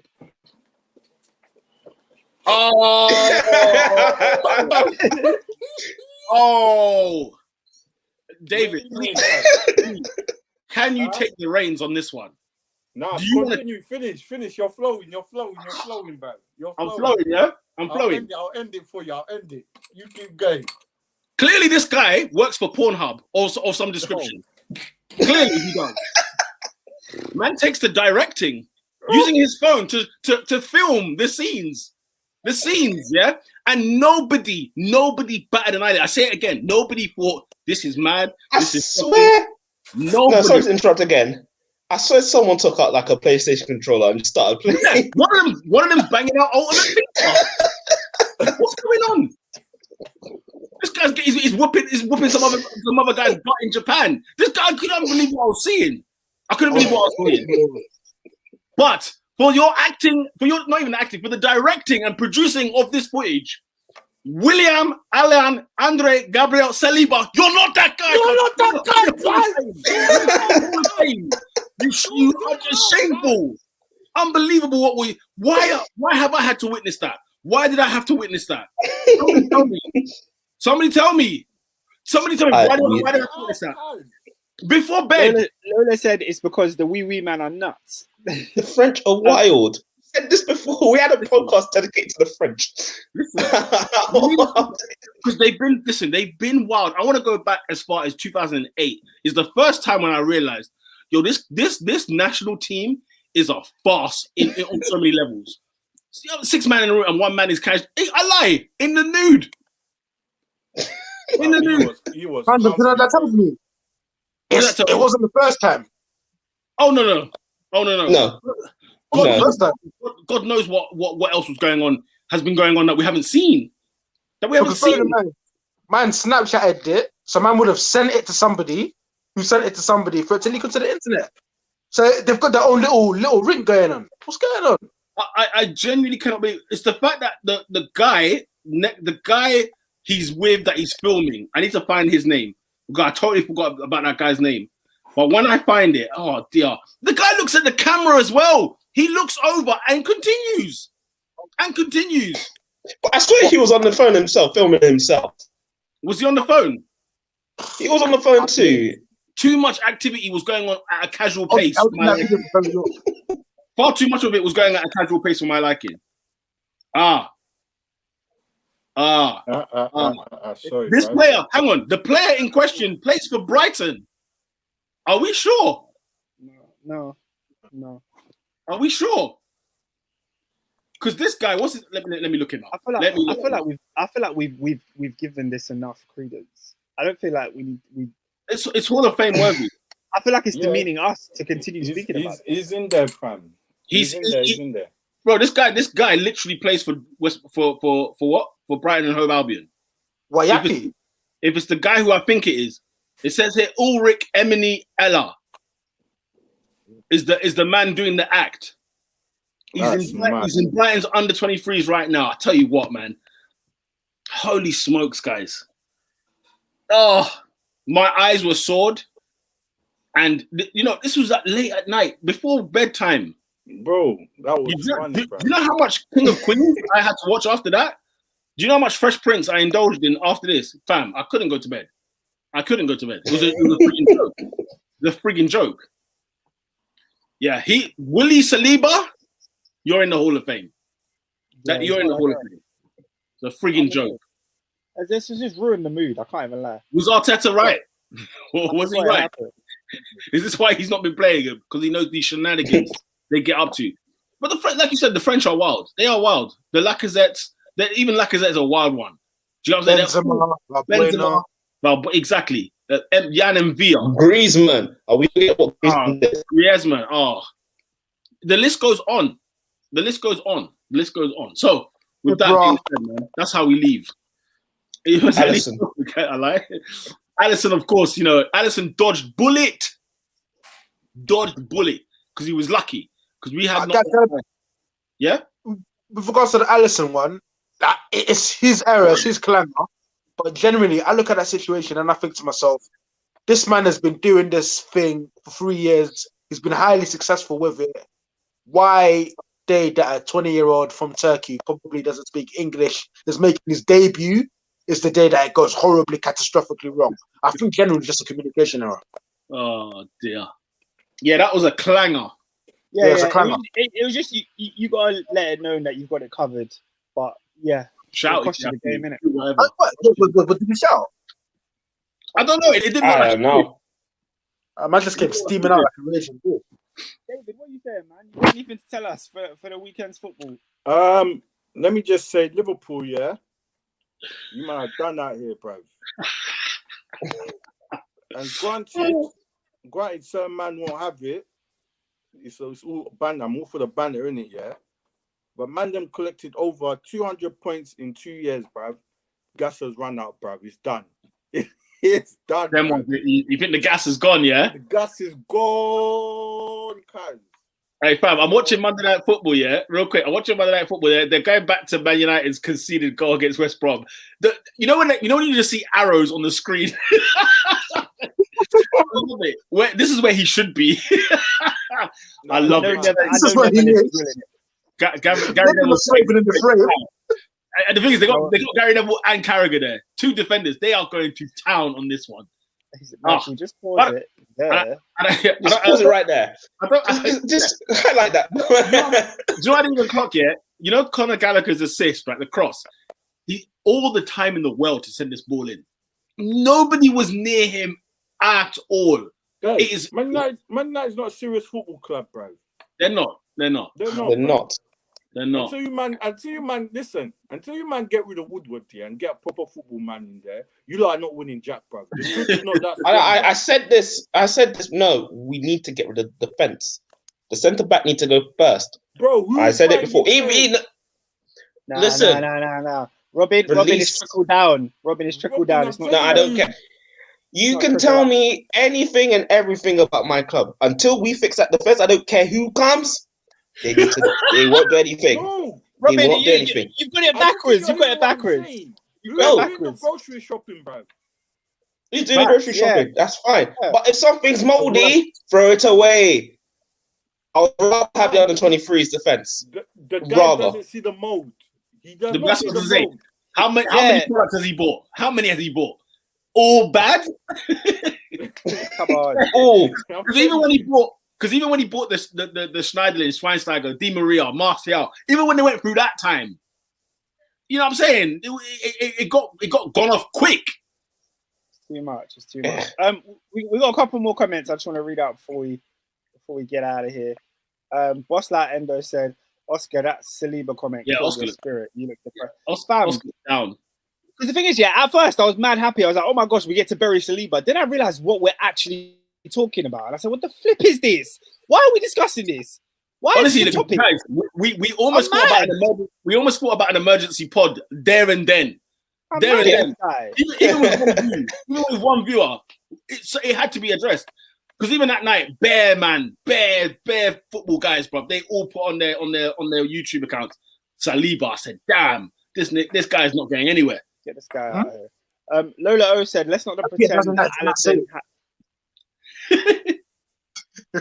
Lola said, let's not pretend that Allison hasn't been moving Higgy with errors for a bit now. I haven't forgotten the Arsenal game last season and games this season. Yeah, there was a game when he first came against Leicester away where he just made a howler and he gave the ball to Iheanacho and he scored. So ever since then, I was like, I wasn't sure, but he proved me wrong. So I didn't know. Oh boy. Let's do fixtures very quickly. Go through them very, very quickly. Midweek action. Burnley, Fulham. I mean, nobody really cares. Everton, Man City on Prime, 8:15 on Wednesday night. I don't know, you know. What? They're not playing same week. Nah, remember it's split. So the first 4 play this week and then next week. Of course. Listen, Yeah. Everton lost at home to Fulham, bruv. Man City all day. Yeah. Bruv. I hear that, cuz. I definitely hear that. Friday night. No, finish the fixtures, but I got a question before we wrap up. I just I clocked. want to see, yeah. We've got Champions League in it, so let me just find out very quickly. We got Barca PSG tomorrow, I believe. Yeah, we can just say the important games. So Barca PSG. Leipzig, Liverpool is tomorrow. What do you reckon? Leipzig. I think we'll beat them. Nah, man, Liverpool. It's the first leg. This is the same. What? The guys that are selling their best centre back to Bayern. Get out of here, man. Get out of here. The ones that got slapped up 5-1 at Old Trafford. Get out of here, man. No, interesting. Barca PSG. What would you reckon? Barca PSG. Yeah. What do you reckon, lads? Neymar's injured again. Oh, what? The February injury, the every February one. What? He's missing this game though. I thought he'd be back for this one. Surely. No, he's not. He's not back for this game. He's gone. I think PSG get beaten still. However, this Barcelona. It's this Barcelona. That's the difference. I'm PSG, fam. I'm going with I know, but like, have you seen what Messi's on lately? Like, he's still Messi. Have you seen Mbappe lately? Have you seen Mbappe lately? Yeah.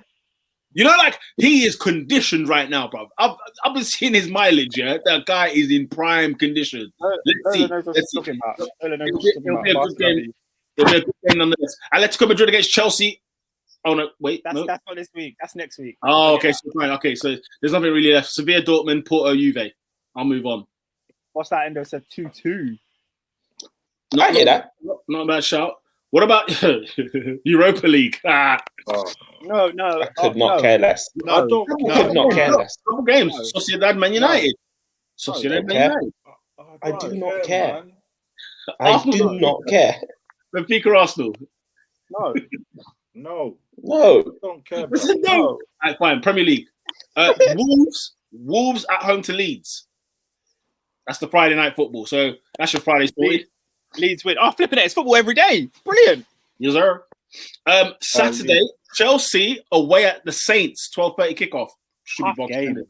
The Saints. Oh, yeah, man. All right, Saints get the W. This run is over. The run of L's is over. Try this. It'll be another clean sheet for Chelsea. 2-0 Chelsea. What, Danny Ings, yeah? Come on, Oscar. Now he was a threat. Come on, 5 defeats in a row. They lost to Wolves at home, man. Yeah, but a team doesn't just continue losing. They lost to Newcastle. I know that, but that's why I think they're going to be more resilient. Yeah, not against Chelsea. I like Chelsea W. Anyway, Merseyside derby at 5:30. Liverpool against Everton. Oh, little scout. Please, just don't lose. That's the only thing I've got left this season. Is it the time, I've got left this season? It's Don Carlo. Guys, rein it in. No. Oscar, you got to give it to us this year. No.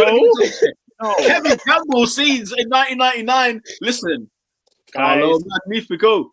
Carlo. Guys, SW6 has put come on Everton. Guys, rein it in.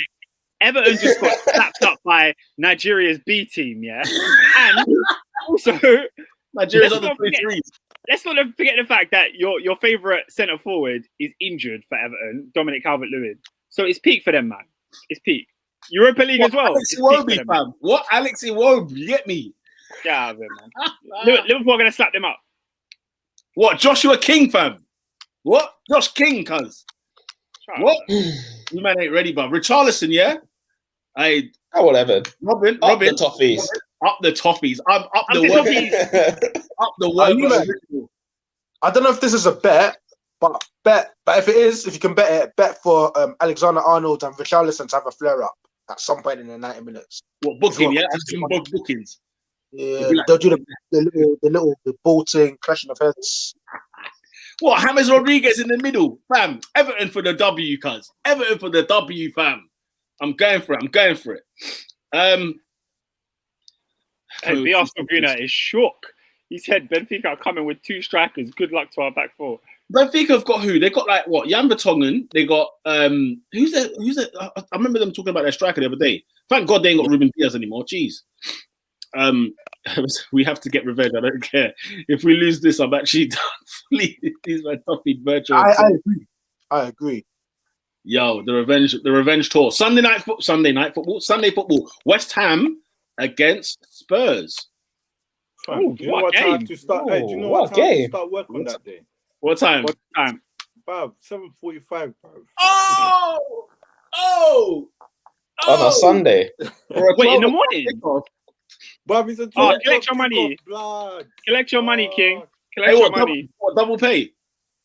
I don't know, bruv. Just a regular Sunday, fam. Just a regular Sunday, cuz. That's That's Flip me neck, 7:45. bruv. That is deep, fam. Howler, bruv. Flip What me we neck. saying? West Ham or Spurs, man? I'm going West Ham. West I'm Ham. going for Ham. West Ham. bruv. Lingard, hat-trick. Oh, Lingard, yeah. Gee.